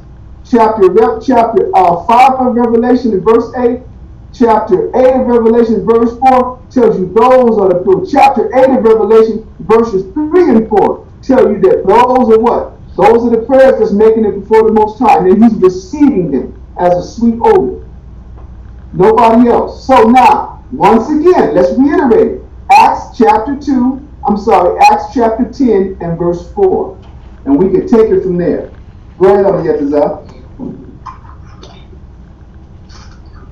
Acts chapter 10 and verse 4. And when he looked on him, he was afraid and said, What is it, Lord? And he said unto him, That thy prayers and thine alms are come up for a memorial before the Most High. So there you go. So hold on. So before we move on, Adam, I want to make sure. Do you see now, just through that alone, that this constitutes him as an Israelite? Khan, I do. All right. Okay. Good. Let's move forward and read the account, because now what happens is the phenomena that happens there is a repeat of what happened in Acts chapter 2. In other words, the Most High is taken. Well, let's get there. Let's read. Continue on the exercise. Read on down. Verse 5. And now send men to Joppa and call for one Simon, whose surname is Peter. He lodgeth with one Simon, a tanner, whose house is by the seaside. He shall tell thee what thou oughtest to do. And when the angel which spake unto Cornelius was departed, he called 2 of his household servants, and a devout soldier of them that waited on him continually. Right, and what's place here? Excuse me, what's taking place here is that the Most High was having Cornelius send for an apostle who was informed of the recent developments in Jerusalem with respect to Yahushua. This cat was honoring the Most High, but he was what? He was so pleasing to the Most High that the Most High did not want him to stay behind what had recently taken place in Jerusalem. So he had to be informed of Christ and what Christ did and what Christ did that benefited him as well. It was a recent development and an update in our standing with the Most High. And so the Most High wanted Peter to inform this dude. Read on down. I'm going to get this out. Verse 8. And when he had declared all these things unto them, he sent them to Joppa. So that means Cornelius told some men, his men, at his place. He listen, man, this, you ain't gonna believe it. This just happened, so and so and so. So you got to go down, and he gave him the same instructions. And you're gonna have to, you're gonna have to go and deal with Peter. He didn't even know Peter, but angel told him what to do. So he's following orders. He lodges with this other guy named Simon. Go ahead. Verse 9. On the morrow, as they went on their journey, and drew nigh unto the city, Peter went up upon the housetop to pray about the 6th hour. And he became very hungry, and would have eaten. But while they made ready, he fell into a trance, and saw heaven opened, and a certain soul descending unto him, as it had been a great sheet, knit at the 4 corners, and let down to the earth. Now this is another phenomenon that's happening to Peter. Now guess what's taking place? The Most High is doing this and communicating through the angel to Cornelius. But at the same time, while he's preparing Cornelius to send for Peter, he's preparing Peter to receive the men who Cornelius was sending. Read on down. Verse 12. Wherein were all manner of 4-footed beasts of the earth, and wild beasts, and creeping things, and fowls of the air. Continue. Verse 13. And they came a voice to him, Rise, Peter, kill and eat. Right. In other words, so the Most High was showing Peter this sheet let down with all of the abominable things that we were not supposed to eat. These things represented, they didn't represent the people that the Most High was sending to Peter. They represented what Peter viewed them as. Peter viewed the people that were outside of Jerusalem, the Israelites, that were raised and about all the areas, they viewed them as Gentiles. They viewed them as not even their people. We'll get that. That's a lesson in and of itself. And it was so, this attitude was so, let's say, adamantly instilled in Peter that Paul in Galatians chapter 2 had to check Peter, James, and John about how they used to treat their brother that he would bring from other regions. The scriptures said it was dissimulation. They would be faking. We'll get there. So go ahead, Amiyatazah. Verse 14. But Peter said, Not so, Lord, for I have never eaten anything that is common or unclean. So Peter thinks he's talking about the actual food. But the Most High isn't talking about the food, these animals. The Most High is preparing Peter to receive people who he normally wouldn't receive. And when Peter gets there, he's going to say that. He gets to Cornelius' house and he says, you know what? You know that our laws, it is unlawful for a Jew to come in into the house of any other nation. Because Peter didn't consider him an Israelite. Go ahead. Yes, brother? Since you broached it, I'm going to go through that door because that led me down to 28, which was my first question. Hold up. Get a little closer if the sound is chopped up. Go ahead. Can you hear me now? Yes, good. All right. So it seems like you're about to go down to verse 28, which leads me to my first question. I don't know if it's Q&A time or not, but I'm just going to go ahead and ask the question. But it gets to 28, and he's telling Cornelius, he was like, it's unlawful for an Israelite to keep company with a man from another nation. So why didn't Cornelius just stand up and check him? Because basically he was insulted by saying that he wasn't an Israelite. Oh, listen, you're thinking like Adam now. But the Most High is just telling us the story. When I say you're thinking like Adam, you're thinking like how you would feel if somebody came in and told you that. In other words, I feel insulted. I said I'd feel insulted. So if this was the case, why didn't he just be like, I'm an Israelite? Like because it's not you. It's the Most High telling us about Cornelius and Peter, and we're here to find. Listen, I went down to that verse only to show you what? To show you Peter's attitude. That's why the Most High, see, in other words, let me say this. Let's get through this, then we'll go through the attitude of the Jews. Okay. The attitude of the Israelites who dwelt in Jerusalem against Israelites, and when I say Israelites, meaning the ones that they didn't know around and about, even though they knew they were Israelites, they no longer recognized them as Israelites. They no longer recognize them as their people. You have to, it's a historical thing. And it also, the history starts in 1 Maccabees. I'm going to show you. This is the attitude.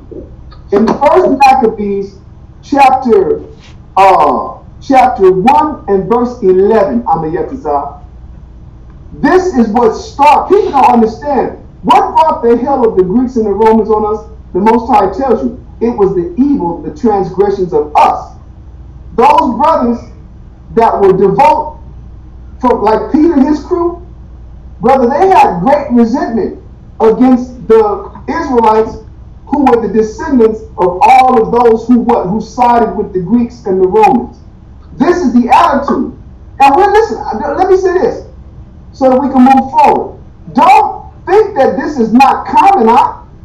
Remember this. To this very day, the brothers in America or the brothers in the Caribbean, they know whether we all came over to this hemisphere the same way. But now, 400 years later, the many of the and I didn't know this until I moved to New York. Many of the Caribbean brothers refer to the American blacks as Yankee. They're not, listen, consciously, let's say intellectually, historically, they know that they all came to this hemisphere the same way. They know that the only difference between a Jamaican and a Cuban and a Dominican and a North American Negro and a Panamanian is a boat stop. Where this ship embarked as opposed to where that one embarked. But 400 years later, along with that knowledge and with the height of the black movement, they still don't consider them the same people. And the Jamaicans, because they had the holy hell beat out of them, they consider the black people in the North to be lazy and unappreciative of opportunities that's been, but they don't see themselves like the Americans see them as broken ass slaves. Because why? Because that experience have divided them. So, in other words, in order for us to study, quote, the attitude of Peter, it doesn't start in the Gospels. It starts at 1 Maccabees chapter 1 and verse 11. Go ahead, Amiyah, I'll read that real quick. 1 Maccabees chapter 1 and verse 11. In those days went out of Israel wicked men, who persuaded many, saying, Let us go and make a covenant with the heathen that are round about us. For since we departed from them, we have had much sorrow. Now, what is that saying? Oh, continue. Continue to read all the way down to verse 15. Verse 12. So this device pleased them well. Then certain of the people were so forward-hearing that they went to the king, who gave them license to do after the ordinances of the heathen. So this was the first stage where Israel, of its own volition, locked in with the Greeks against Israelites. This is why when you read the Gospels, when you read the Epistle of Paul, there are so many references where Paul says what? And so now that we have been all baptized into one spirit, where there is no difference between Jew and Greek. That's what he's making reference to, because these were the people that did what? They came and adopted the Greek ways. So Peter, James, and John and their crew, they were historically had what? Resentment against those Israelites. But like I said, that's another lesson. But the answer to your question is there. I just want to go through Acts and show you that the phenomena that takes place, the angel coming to him, them getting the Holy Spirit and talking in tongues, all of that is traced back to the Old Testament and was a fulfillment, not a complete fulfillment. I say partial fulfillment because those verses still apply to us. We are Gentiles. Who in this whole room, the only people in this whole house of mine born on the Israelites are my children. Because why? Because I'm the one that taught them after getting it at age 24. We're the same people. Hold on. We're the same people that speak different languages, that call themselves Dominicanos. They call themselves Cape Verdeans. They call themselves American Negroes. They call themselves we're these people. We're the ones that Peter would resent. I'm telling you. So we're going to read that in another lesson. But I see the concern and first continue on the episode. What verse did you leave off at? Verse 13. Go ahead. First Maccabees chapter 1 and verse 13. Then certain of the people were so forward-bearing that they went to the king, who gave them license to do after the ordinances of the heathen. So now remember, whenever the book of Maccabees speaks of doing things after the ordinance of the heathen, it's talking about the Greeks. That's first Maccabees. After we get to verse 15, then we're going to read a brief excerpt from second Maccabees chapter 4, verses 7 through 15, and it's going to specify that we prefer the Greek culture above our own. And this was, see what happened, we read the New Testament, and we read the epistles of Paul, and people don't know what the hell is being referred to because they have a complete absence, a complete missing block of history that explains the mentality and the sentiment of the people of Jerusalem at the day toward not just the nations, but all the other Israelites that were scattered, because they historically have what? They historically were traitors. They historically were enmity because they weren't devout. You see what I'm saying? They were from other lands who didn't do what the people in Acts chapter 2. Remember, the Acts chapter 2 were Jews from other lands, but why was they received? Because they were devout. In spite of being born and not even speaking the native tongue, their families and their fathers and their mothers still raised them up the right way in foreign lands, and so they would always come back and recognize the Most High and therefore their heritage. Those were the ones that Peter was at peace with.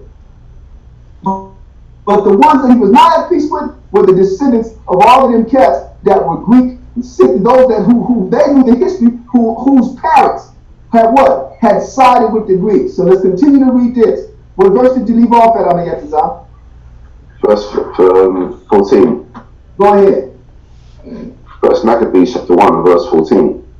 Whereupon they built a place of exercise at Jerusalem, according to the customs of the heathen, and made themselves uncircumcised, and forsook the holy covenants, and joined themselves to the heathen, and were sold to do mischief. Now hold on. Before we go to second Maccabees, what does it mean when it says, and made themselves uncircumcised? That means to be unclean.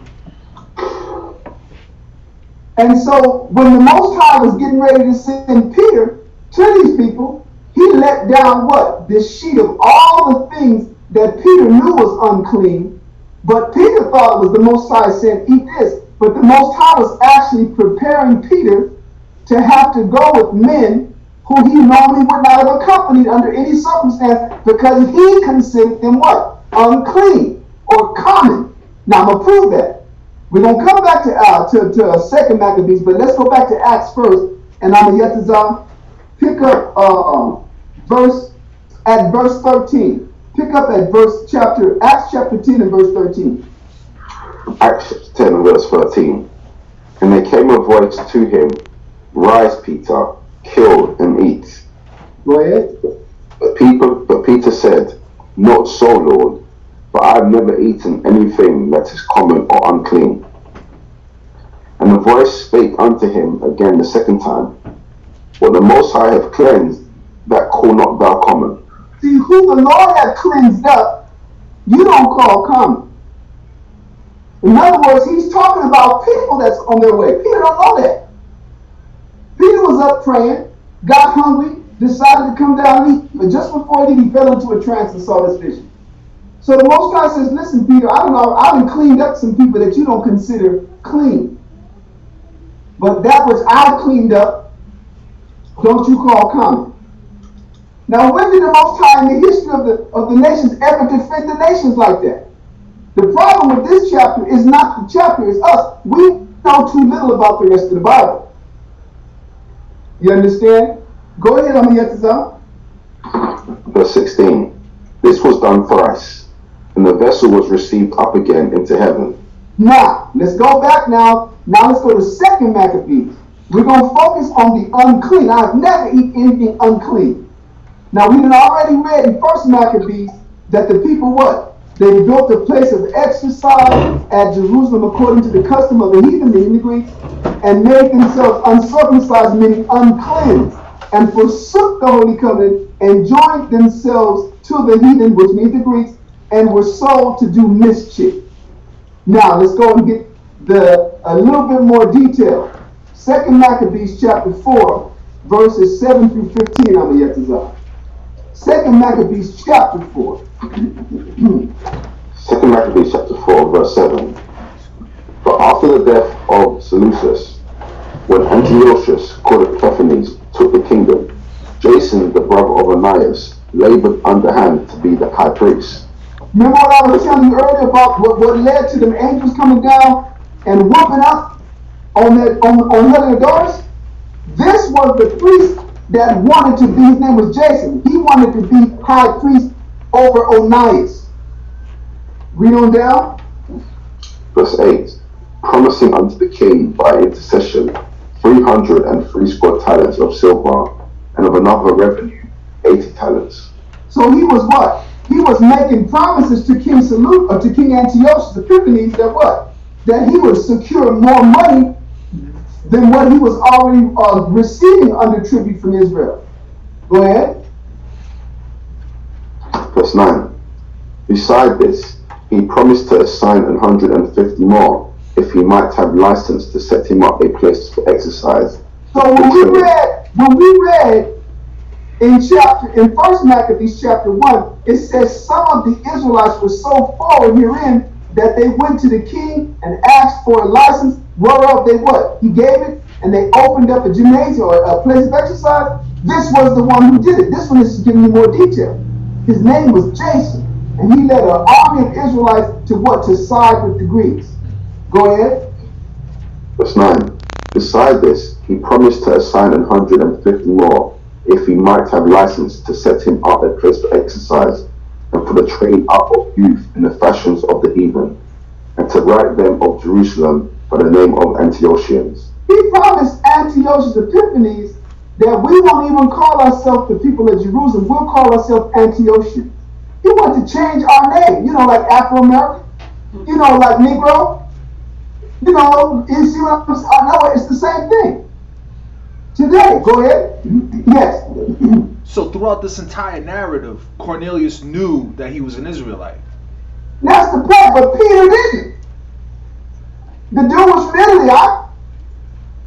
Peter ain't that. The farthest Peter had gone at this point was what? From Galilee to Jerusalem and back. So all you gotta do is read the Gospels.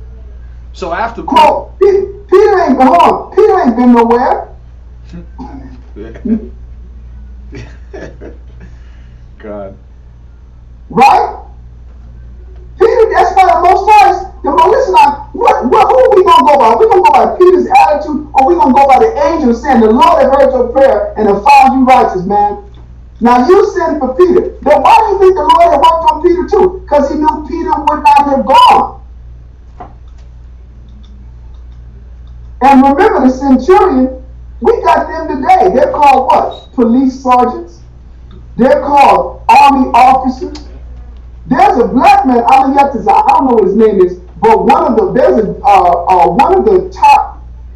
Joint Chiefs of Staff. You know the Joint Chiefs of Staff on the United States, right? They're the top general and admiral of all the armed forces. You got the top of the Air Force, the top of the Navy, the top of the Marines, and the top of the Army, and together with the Secretary of Defense, they make a body that's called the Joint Chiefs, the Chairman of the Joint Chiefs of Staff. You have the Joint Chiefs of Staff, and then the one above them is the Chairman, meaning there's always one of them who is the Chairman of the Joint Chiefs of Staff. There's a black man sitting there. Colin Powell once sat there. Colin Powell is from Jamaica. He's Caribbean.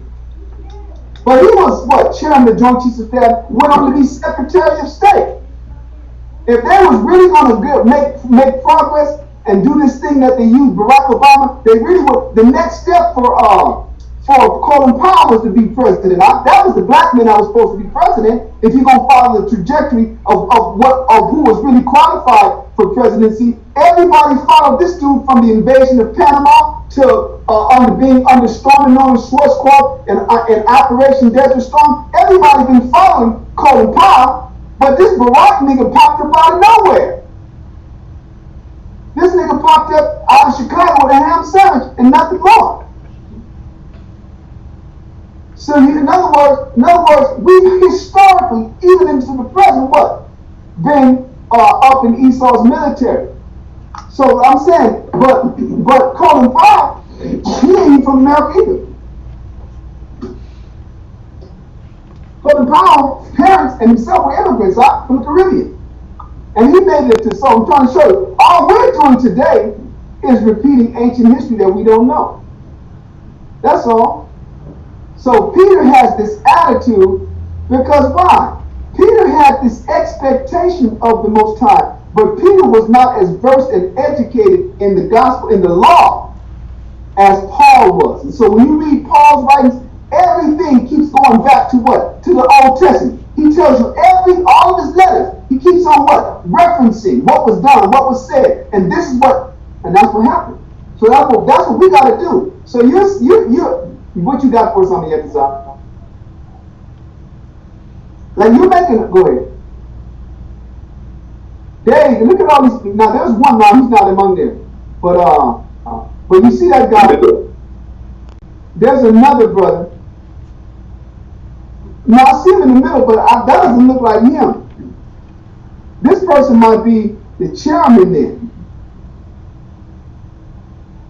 I gotta find out what his name is, because he's in the process right now of making. He's in the process right now of vowing of committing. That's not him. That's one of them. He's one of the chairmen. There's another one. The 7 Joint Chiefs. So look up the chairman. See if he's the chairman of the Joint Chiefs. No, the chairman is that guy at the top left. To the top, okay, that's the chairman. Okay, I gotta find out what his name is. I'm just drawing. One of them is Adams. There are 2 Edomites and 1 brother that's in the news about coming to get the Americans' guns, coming to force vaccinate people. I gotta find this dude's name. He's very dark. I can't think of. Let me see something real quick. Let me see if I can. Y'all bear with me.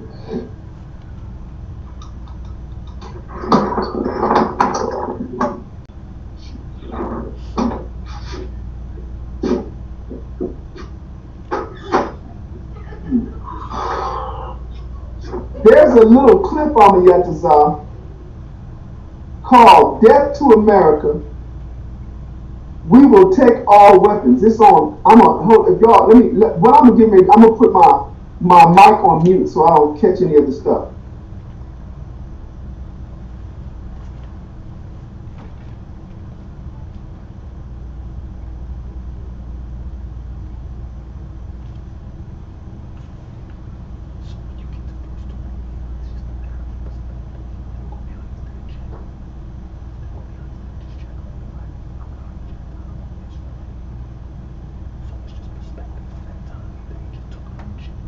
All right, you have one guy's name is General Alderey, another one is General Milley. On the Yatazar, check out General Austin. But you see the other guy, he's one of the 7, the one that on the Yatazar put up. The point I'm trying to show you is this is history.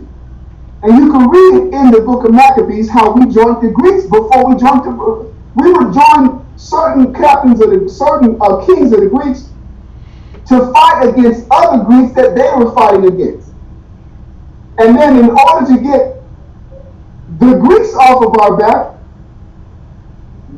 Judas Maccabees sent ambassadors to Rome. And on the way he stopped off with letters to our brothers, the Spartans. The Spartans were Israelites, And then he continued to Rome, where he made a deal that was put in bronze plates with Gaius Julius Caesar. And the agreement was that they would what? Consider us their friends, make moves to get the Greeks off of us, which they did, and then we in turn would have to be prepared to fight in some of their wars and battles against their enemies to show what? To pay for their protection. And we did that. And so we'll deal with that later. It was Nero that broke that covenant that Israel had with Julius Caesar. Nero was the one that did that. Nero and Claudius. Claudius before him. There's a general named General Millie. I don't know if he's the Edomite, General Millie, and the other one was General. I got to go back and get it again.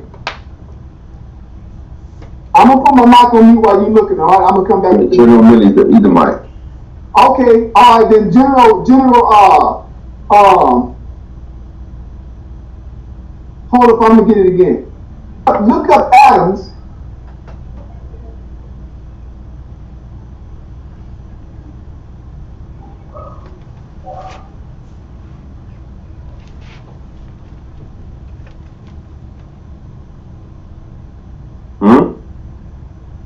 You're on mute. Con, he said he looking at a video right now. That's why he said that he was gonna put himself on mute. Austin, I'm yet to stop. You're on mute. You're on mute. I didn't hear you. I put it so I can hear the name. I'm listening to another news clip so I can get the name. Is it General Austin? You have General Honore, General Austin, and General Millie. These are the three that's coming to take the guns and force vaccinate people. Yeah. Lloyd Austin. Okay, put his picture up there.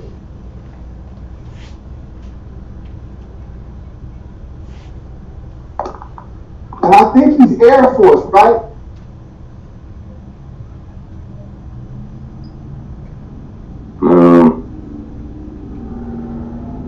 What is he?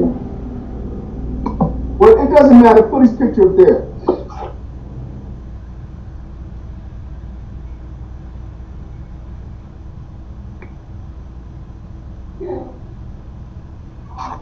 There you go. All right. Biden picks Lloyd Austin. So that's the top general, man. And he was retired. Now he's back in Biden's administration, and he's one of the kings. He's one of the generals. That now let me say this.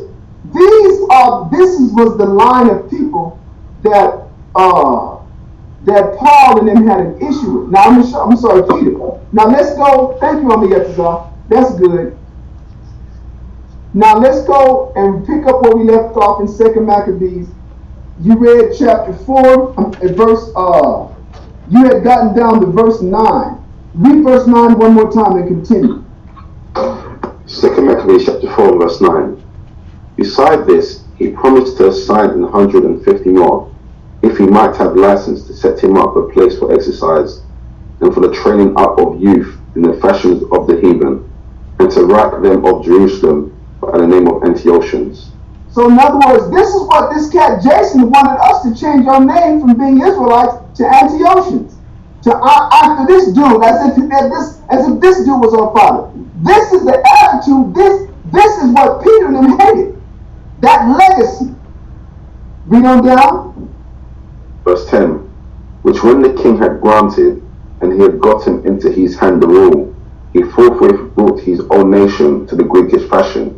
He brought his own nation to the Greekish fashion, brother. And that fashion continued to this day on universities all across the United States, where cats join in fraternities and become Greek. Read on down. Verse 11. And the royal privileges granted of special favor to the Jews by the means of John, the father of Eupolemus, who went ambassador to Rome for amity and aid, he took away. In other words, listen to this. This is cold, because in the history now, you would have to go back. What is he making reference to? He's making reference to what is written in First Maccabees chapter 12, when we first struck up a deal with the Romans. And so the person that got sent was John, the father of Elpolomus, who went ambassador to Rome for amity, meaning friendship, and aid, meaning help. He took away. That means that person, because he had struck that deal with the Romans, he was given special privileges throughout Israel. This person, Jason, saw to it that the Greeks took that away. Because why? Because the Greeks were at war with their own cousin, the Romans. Go ahead. Verse 11 from the top. And the royal privileges granted of special favour to the Jews by the means of John, the father of Eupolemus, who went ambassador to Rome for amity and aid, he took away. And putting down the governments which were according to the law, he brought up new customs against the law.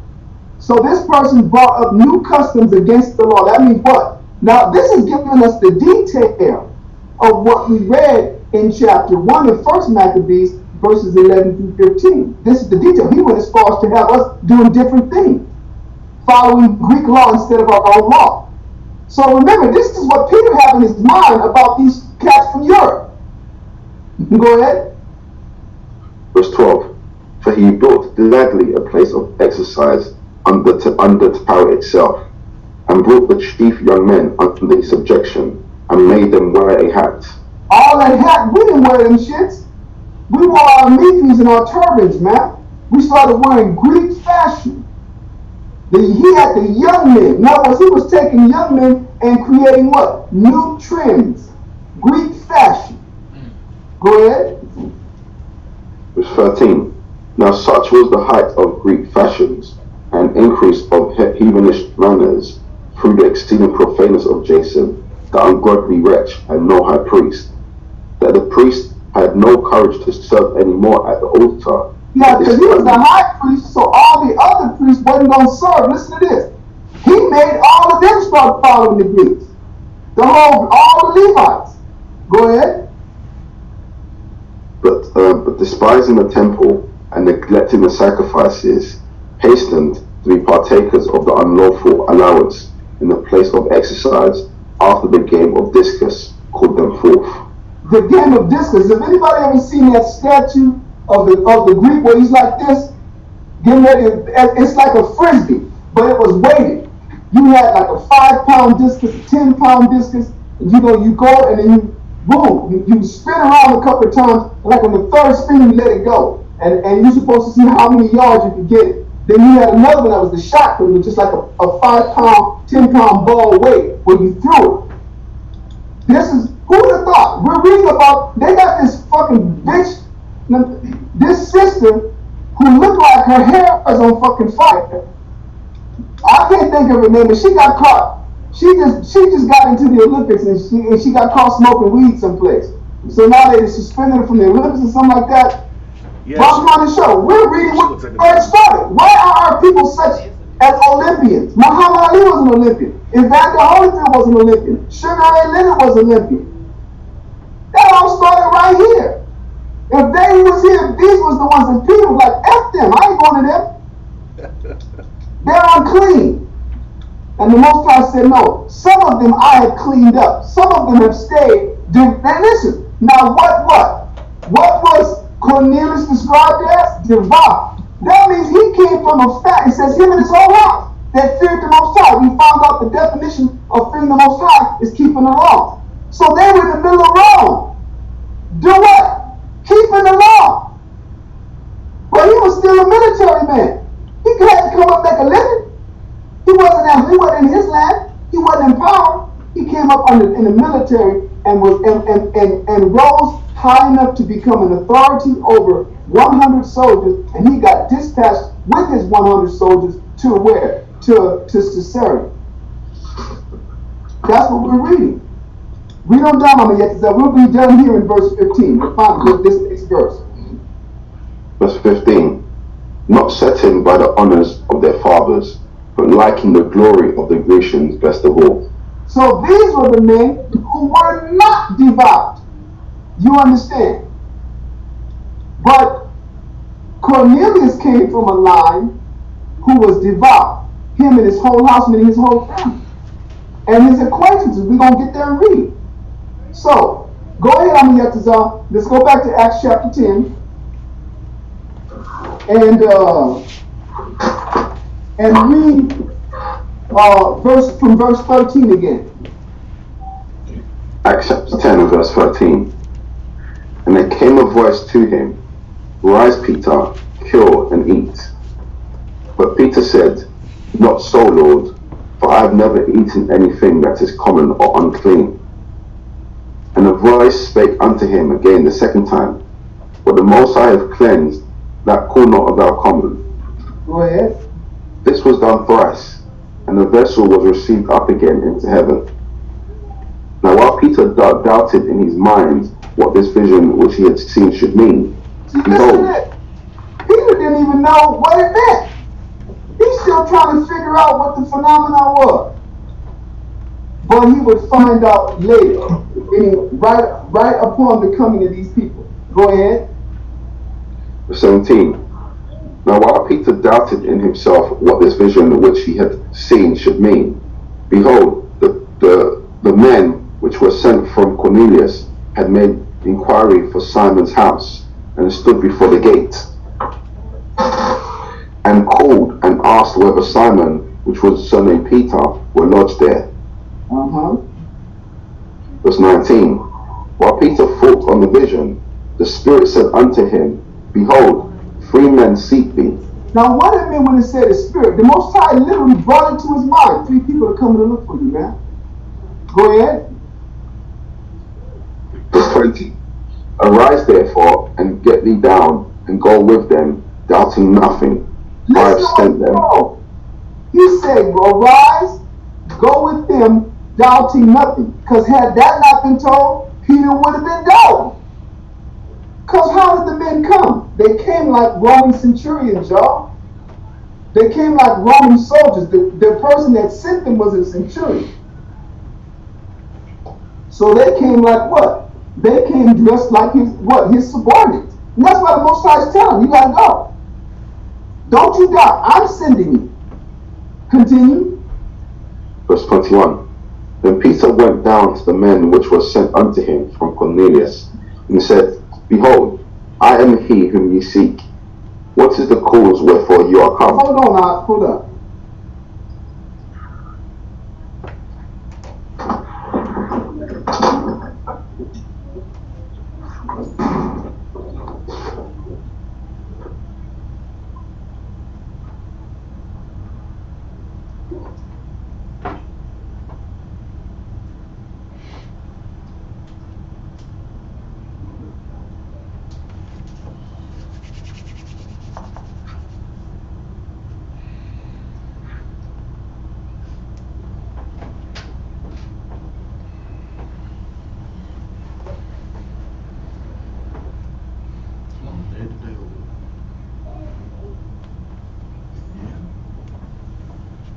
Okay, my children down there running around making all this noise. Go ahead, Alex. Verse 22. And they said, Cornelius the centurion, a just man, and one that feareth the Most High, and of good report among all the nation of the Jews, was warned from the Most High by an holy angel to send forth. It says he had good report from all the nation of the Jews. That means he was in good standing with his people. But Peter did not know him because Peter was from Galilee. Where was he down at? Our people were down in Caesarea and he was from there. Those are the Israelites. Now, what was he? Let's take it and put it in perspective. He was an Israelite with a good job, to be real, with authority, that looked out for his people that weren't. Simple and plain. That's what alms is. He was in a position to give alms. The other people needed him. We've had brothers do that you guys do that all the time. But they read this like it's some strange biblical phenomenon. But it's an Israelite in the midst of others, yes, semi-integrated into the Roman culture. What do I mean when I say that? Meaning semi, but clearly not holy. Because meaning not wholeheartedly Roman, it's just a job. How do you know it was just a job? Because he was keeping the laws. That was just a job. And the Most High wanted him. What was I doing when I got taught? I was a correction officer, making sure niggas didn't break out of prison. That's what I did. That's what I was doing. And in my job, you have to be a certain way, and that way I was. I didn't have a reputation for whooping asses, but you know, when I got tried, you have to. You have to hurt somebody. You have to put them in infirmary. You got to write it up right, and the other people need, the other prisoners need to see whose watch not to screw up on. That's how you got to roll in prison. You understand? You have a culture that you have to establish on your hours in our unit, and we established that culture. And we were one mind. If any of the prisoners got out, if they could be dealt with passively, then fine. But if they tried to create this dynamic where they want to stir shit up, we locked everybody down and left them out. Now what are you going to do, Nick? And you end up whooping somebody. I only had to whoop 2 people's ass, and that was it. My whole time working. One Issacharite, one Judite brother. Broke one Judite brother's ribs. I didn't hurt the Issacharite too bad. I did, but I slammed his ass. You know, and I had the truth at that time. Then I get promoted, moved to different facilities, operating now in a different capacity. I was no longer in a lockdown facility. I was more in a rehabilitative facility. There was a different mentality, different job description. But the point was, I could have easily been perceived as the enemy, you know, no different from the cop, the black cop that put them there. But the Most High woke me up from that setting.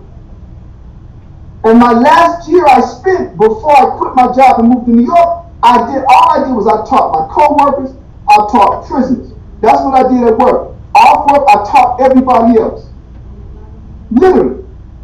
So I can identify with Cornelius, and then I said recently, not as recent as before. Let's see, this was in the summer of not the fall of '96. From the fall of '96 to the winter of 1996, I was teaching a group of sheriffs. I was there in San Antonio at the school. We were in this building. We were on this building on Commerce. But I was teaching this group of sheriffs that was in Houston that was helping us out. When we go to Houston to do our campaigning fundraising, these were the sheriffs, one in particular, that would look out. He'd have all of his crew looking out for us, coming to bring us food, coming to bring us water. I stayed with him in his house, taught him and all of his sheriff co-workers. Like not all of them, and 3 others. So, and many, you see what I'm saying? And when I got to New York, there were a few brothers that were correction officers. This brother named Rahab was a correction officer. Another brother, we used to teach on the corner of Fulton and North Street in Bed-Stuy, Brooklyn. And there was this brother, we would be on the corner in front of this Arab-owned clothing store, and there was this big-ass 6'4" yoked-ass brother, Benjamin dude, West Indian dude, out there listening to us. Brother, he would be getting beat up too, but one day he came into the truth. This brother was looking out, he would drive up to our car, to our house, in his patrol car. He said, you know, we're all, listen, all of, when I taught in California, we had 2 camps. We had one camp in Los Angeles, then we had another congregation, another camp that was in Port Hueneme, Oxnard, California, Ventura County. And why? They were all military. We had one camp, everybody, there wasn't nobody that wasn't military, because it was a military place, and everybody in the camp was soldiers. Mashaba came out of that camp, right, with this brother named Bonazar. They were all it was a Navy base. So everybody there, Halakama, Barak Ya'ala, Rakaga Bar, he had a cousin named Tommy. That was the one person that wasn't, now he was military, Tommy was military as well. The whole camp and all the wives, they were all military. These brothers were active duty. When I got to Albuquerque, we had Harad Malak. Harad Malak was active duty Air Force. You know? So the most, and listen, and that's where the Most High brought this brother Cornelius from. And people don't see that, but we live it all day, every day. Okay, I'm Yetazah. We're in verse what?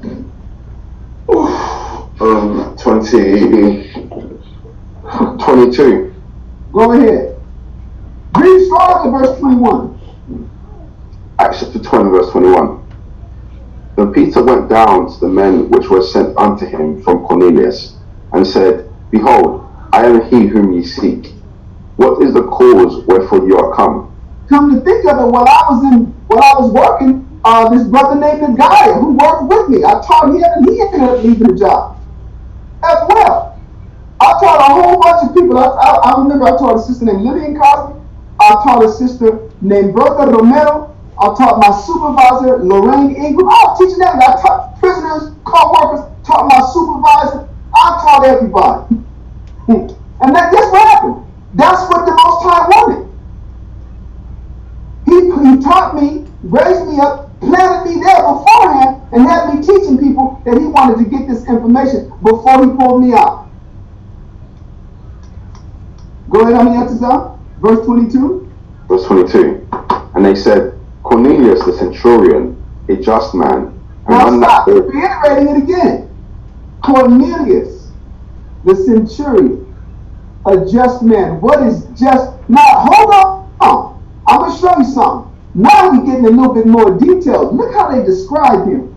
And they said Cornelius, the what, Amiyatazah? The centurion.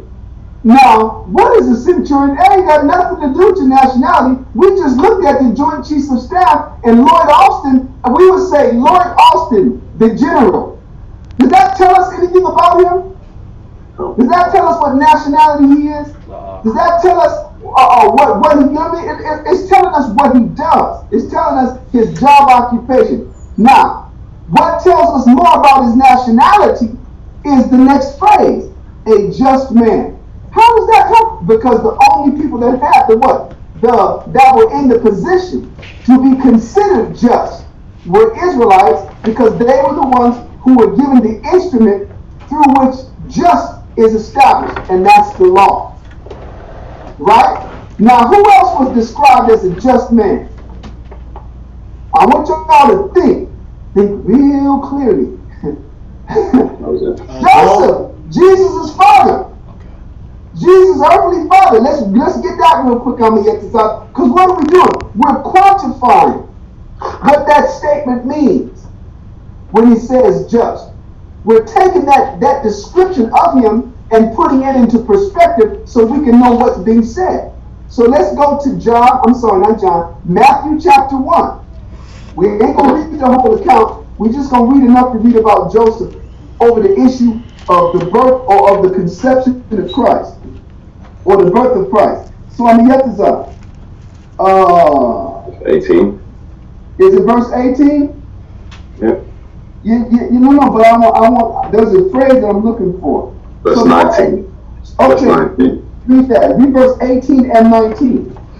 Matthew chapter 1 verse 18. Now the birth of Yahushua was on this wise. When, as his mother Mary was espoused to Joseph, before they came together, she was found with child of the Holy Spirit. Go ahead. Then Joseph, her husband, being a just man. Stop. You hear that? Are you reading that? Can y'all hear me? Say it again up. Say that again. Can you hear me? Yeah, come. Get it. Okay, cool. Go ahead and read Matthew chapter 1, verse 18 and 19. Now what are we doing? We're reading how Joseph was qualified as well. How was he measured up? Read that, chapter 1, verse 18 and 19. Matthew chapter 1 verse 18. Now the birth of Yahushua was on this wise. When, as his mother Mary was espoused to Joseph, before they came together, she was found with child of the Holy Spirit. Then Joseph, her husband, being a just man, and not willing to make her a public example, was minded to put her away privily. So that's the point. What qualified Joseph as being just? It was what? It was the very same thing that qualified the men of Acts chapter 2 of being devout. It was the very same thing that qualified Zacharias and his wife Elizabeth, the parents of John the Baptist, in Luke chapter 1 as being righteous. It was all of that was measured by the following of the law, which was only given to Israel. You see what I'm saying? That's what it was. Okay. Go ahead. Let's go back. Now that we see that Joseph is described, or Cornelius rather, is described just as Joseph is, the earthly father, right, of Yahushua, is telling us he was an Israelite. The Most High, what? The Most High heard his prayer, received his prayer. You know what he receiving? He didn't say, I have heard the priest's prayer on your behalf, Cornelius. He said, I heard your prayers and your alms. The very same thing that what? That Tobit was recognized for. Tobit in the book of Tobit in the book of the Apocrypha. Okay. What verse are we at the top? Acts chapter 10. Verse 22. Go ahead. Acts chapter 10 verse 22. And they said, Cornelius the centurion, a just man, and one that feareth the Most High. And reiterating, Ecclesiastes, don't have to go there, I'm just calling it back to your attention. Ecclesiastes chapter 12 and verse 13, right? Fear the Lord and keep his commandments, for this is the whole duty of man. That is what just is. I'm sorry, that is how we go about in fearing the Lord. So one that feareth the Lord, go ahead, verse 22. And one that feareth the Most High, and of good report among all the nation of the Jews, was warned from the Most High by an holy angel to send for thee into his house, then to hear words of thee. The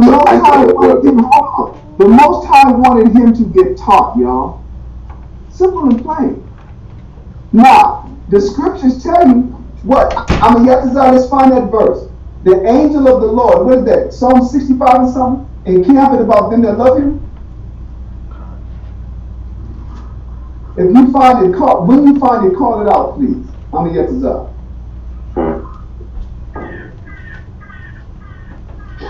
Psalms 34. Psalms 34, what, 17? And 7. Psalms 34 and 7. Go ahead and read that.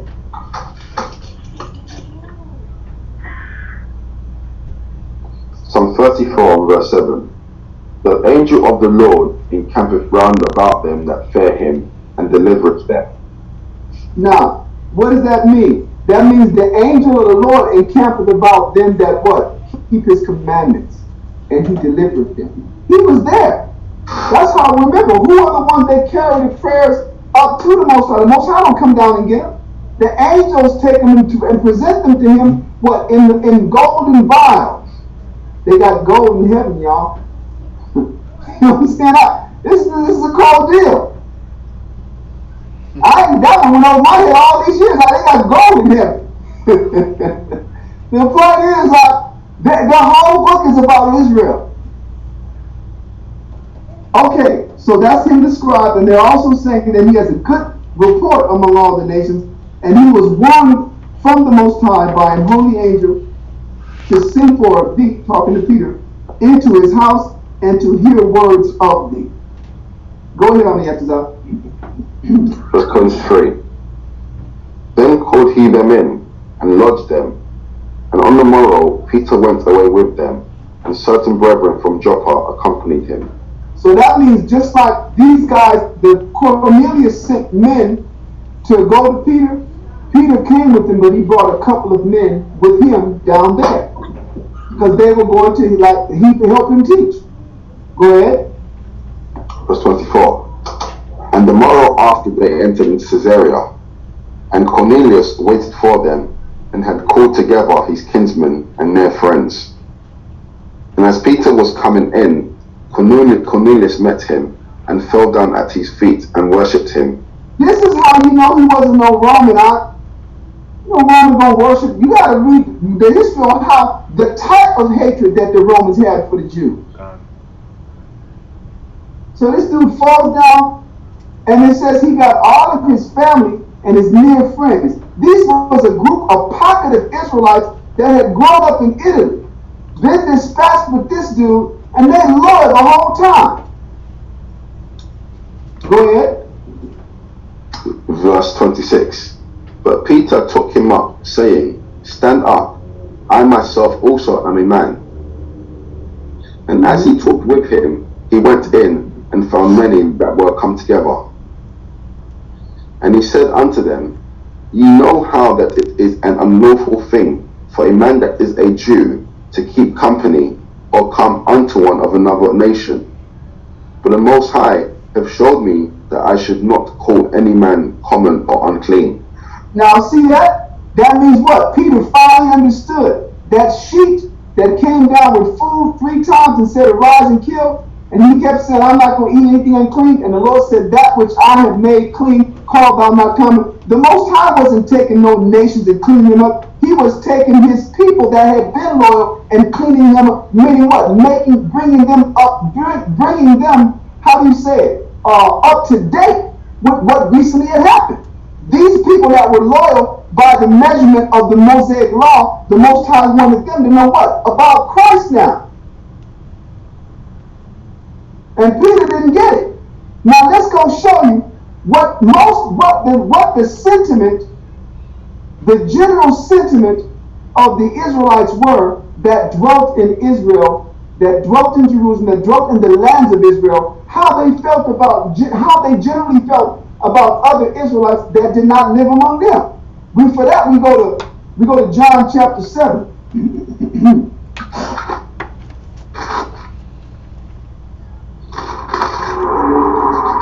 We're coming back here. John chapter 7, I'll tell you the verse. I think I'm going to start off at verse 31. Let me make sure. John chapter 7 and verse. Hold on. It's going to be verse 33. You're going to read on verses 33 through 35. Okay? John chapter 7 and verse 33. Then said Yahushua unto them, Yet a little while am I with you, and then I go unto him that sent me. You shall seek me, and shall not find me. And where I am, thither you cannot come. Now he's clearly talking about what? Going back to the spiritual realm. But they don't perceive that. They think he's talking about going to another land, because they knew their history. Listen to what Israel's reply is. Go ahead. Verse 35. Then said the Jews among themselves, Whither will he go, that we shall not find him? Will he go unto the dispersed among the Gentiles, and teach the Gentiles? See that? They knew that we had people dispersed among the Gentiles, but they wouldn't call them Israelites. They called them the dispersed among the Gentiles and Gentiles. Would he go to the dispersed among the Gentiles and teach the Gentiles? And so when Peter says one of another nation, that's what he's talking about in his mind. I considered y'all, I would normally consider you guys not even my people. But the Most High told me that which he had cleaned up that I can't consider common. Okay, read that verse one more time, verse 35, and let's go back to the book of Acts. John chapter 7 and verse 35. Then said the Jews among themselves, Whither will he go, that we shall not find him? Will he go unto the dispersed among the Gentiles, and teach the Gentiles? Go ahead. Okay, thank you. So you see the attitude there, right? God. And this is why, listen, let me interject this. Go to 1 Corinthians chapter 12. And this is why Paul wrote things like these, what we're getting ready to read. 1 Corinthians chapter 12. And you're going to read verse. Hold on.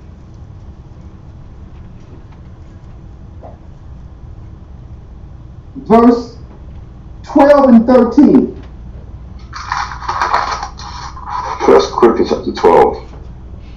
as the body is one and have many members, and all the members of that one body, being many, are one body, so also is Yahushua. Right, he's saying we're just like the body of Christ. There's many members, but we're still one unit. It's talking about the nation and those that believe of the nation, those that believe on the Son of the Most High. Go ahead. Verse 13. Verse 13. For by one Spirit are we all baptized into one body, whether we be Jews or Gentiles, whether we be bond or free, and have been all made to drink into one Spirit. See, all Paul is saying is that no matter what you are, meaning an Israelite, no matter what your history was, whether we be Jews or Gentiles. I don't know if you guys have the Bible in the column that tells you the Gentiles, it says Greeks. You got look at your do you got that type of Bible? I have one, Kawakab, but it's at Dawiyat's house. So my scripture Okay, at but you know, Dawiyat's. in the column it'll say Greeks. It gives But that but why? Why does he say Greeks? Because of what we just read in 1 Maccabees chapter 1, verses 11 through 15, right? 11 through 15, and then 2 Maccabees chapter 4, verses 7 to 15, how we took up the Greek fashion. Paul was talking to the descendants of those people. He's calling their children back to Christ. He said, if you come back to Christ, there's no difference whether you Jew or Greek. That's like saying, no, there's no difference whether you what? Whether you're American Negro or from Cape Verde. It's the same thing. There's no difference whether you what? Whether you're Mexican or Guatemalteco down here. Whether you're Cubano or Puerto Rican. It doesn't matter whether you speak English or Brazilian, or Portuguese. It doesn't matter whether you speak French or Spanish. Because what? Those are the people that conquered us, but we're not those people. But we fight in their military. It's the same thing down here. The majority of the military, all of the military, with the exception of the high-ranking brass, is all indigenous. Literally. Okay. So I want to get one more. Go to Romans. Go to Romans chapter 1.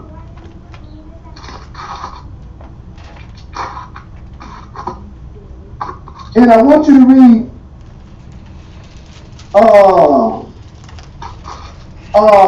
where's the verse?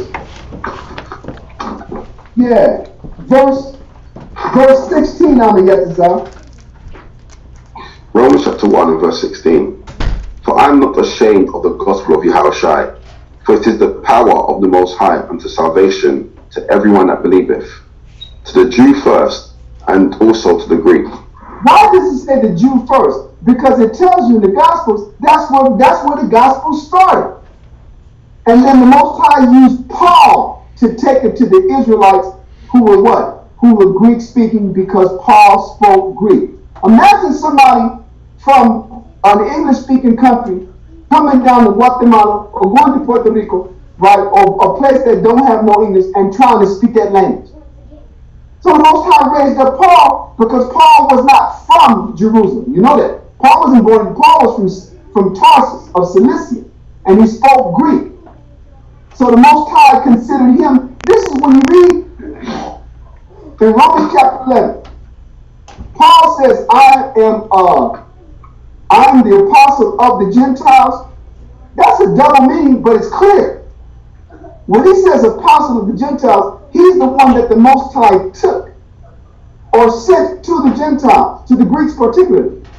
But to be an apostle of the Gentiles means you also what? You are of them. You're from among them. Paul wasn't from Jerusalem. Paul was from Tarsus. He was from a chief city in today what would be southeastern Turkey, and it was all Greek because it was all of the Roman Empire. The Roman Empire is called today the Greco-Roman Empire because its military structure, its monetary system, right, was Roman. Its military, monetary, and government system, right, was Roman. But the culture was all Greek. Greek was, in the time of the Roman Empire, what English is today.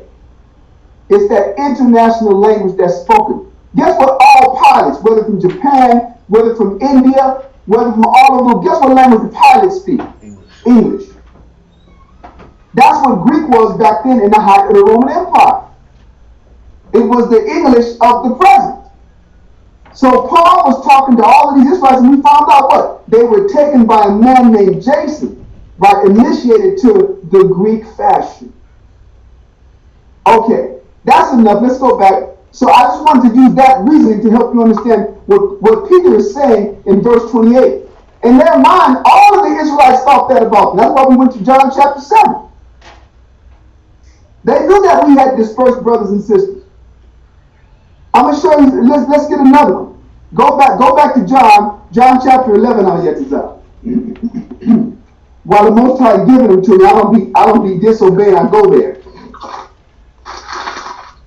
John chapter 11, and now what we're getting ready to read here is Christ has just raised up Lazarus from the dead. And the news has made it back to the Pharisees. And in their eyes, this was the last damn straw. Right? Christ had gone too far. So start off on the Yetzirah at verse, let me see. At verse 47. We're going to read all the way down to verse 53.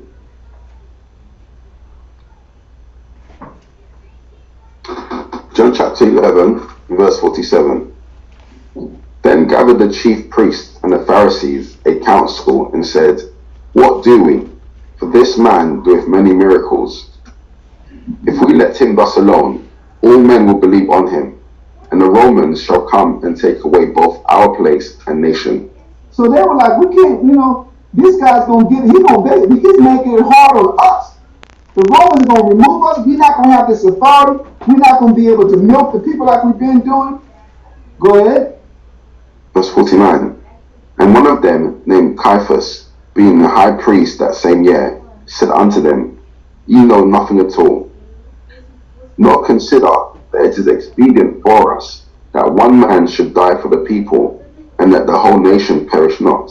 Listen to what he's saying. This dude is recognizing this is clearly the man that was spoken of, and you don't know expedience is beneficial that he died for the people, and so that the whole nation, that we all gonna perish. But now listen to what else they say. Go ahead. Verse 51. And this spake he not of himself, but being high priest that year, he prophesied that Yahushua should die for that nation, and not for that nation only, but that also he should gather together in one the children of the Most High that was scattered abroad. So you see, the children scattered abroad weren't even considered a part of that nation anymore because they weren't there. Hold up.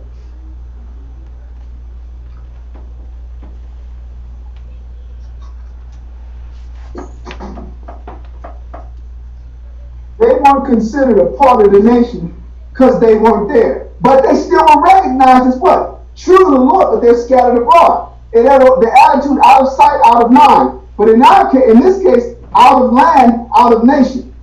Out of the people. Okay. Read the final verse. Read verse 52 and 53, and we're done here. Verse 52. And not for that nation only. Micah. El gato está a un lado llorando. ¿Oíste?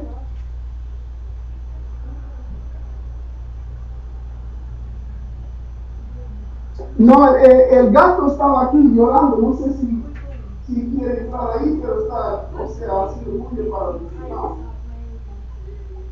No, el chiquito, yo hablaba de grande. Okay. I'm sorry, y'all. Go ahead on the exercise. Verse 52. And not for that nation only, but that also he should gather together in one the children of the Most High that was scattered abroad. Then from that day forth they took counsel together to put him to death. So, recognizing that's expedient for one person to die, let's go and kill him. All right. Let's get back to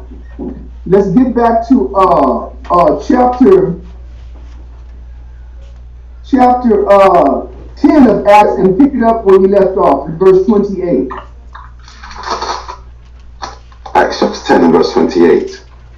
And he said unto them, ye know how that it is unlawful. Sorry, ye know how that it is an unlawful thing for a man that is a Jew to keep company or come unto one of another nation. The Most High have showed me that I should not call any man common or unclean. Go ahead.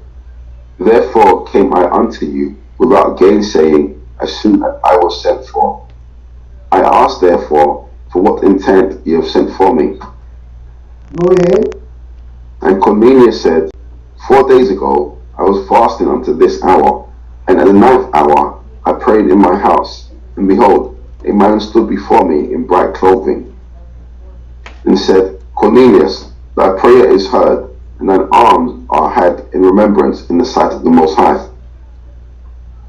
Send therefore to Joppa, and call hither Simon, whose surname is Peter. He is lodged in the house of one Simon a tanner, by the seaside, who when he cometh shall speak unto thee. Go ahead. We're going to stop it at verse 33. Go ahead. 23. Immediately therefore I sent to thee, and thou hast well done that thou art come.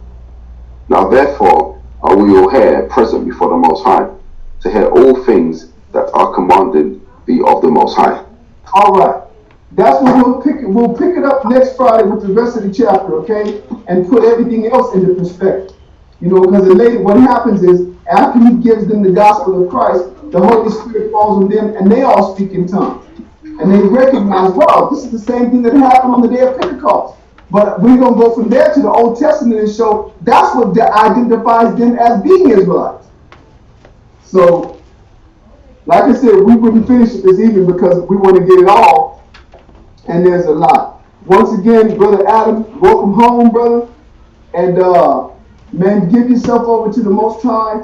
I'm going to tell you like the brothers told me, man, when I first got to New York. Be a sponge and know that the humblest cow sucks the most milk. And that's the reality. It's like in the animal kingdom, it's the most aggressive that gets the teeth. But with us, the humblest student, the one that comes to serve, the Most High tells you he gives the most. So come learn, open the mind, open the spirit, and prepare to serve and pray to the Most High and ask him to be with you and to build you. All right, brother? Yetazai, you want to say anything to Brother Adam? No, I'm just repeating, what you said and what I said to him earlier. The move you've made is extremely powerful in the spirit. The Most High will honor it. Just continue now in that same spirit. As Pop said, be fearless. Give yourself over to it. Be a sponge, listen, follow, and you'll see in no time, the Most High will endow you with some serious spiritual gifts. That you can be used to serve not just that camp but the nation. So well done once again. I will. Thank you, Amiyataza. Thank you, sir. Yeah, brother. Okay, I'm gonna get to that. I'm gonna see you tomorrow, man. We got our marathon tomorrow. Yeah. All right, brothers and sisters. Until next Friday. Shalom. Shalom. All right, Shalom. All right, shalom. Y'all ready? Make this call real quick.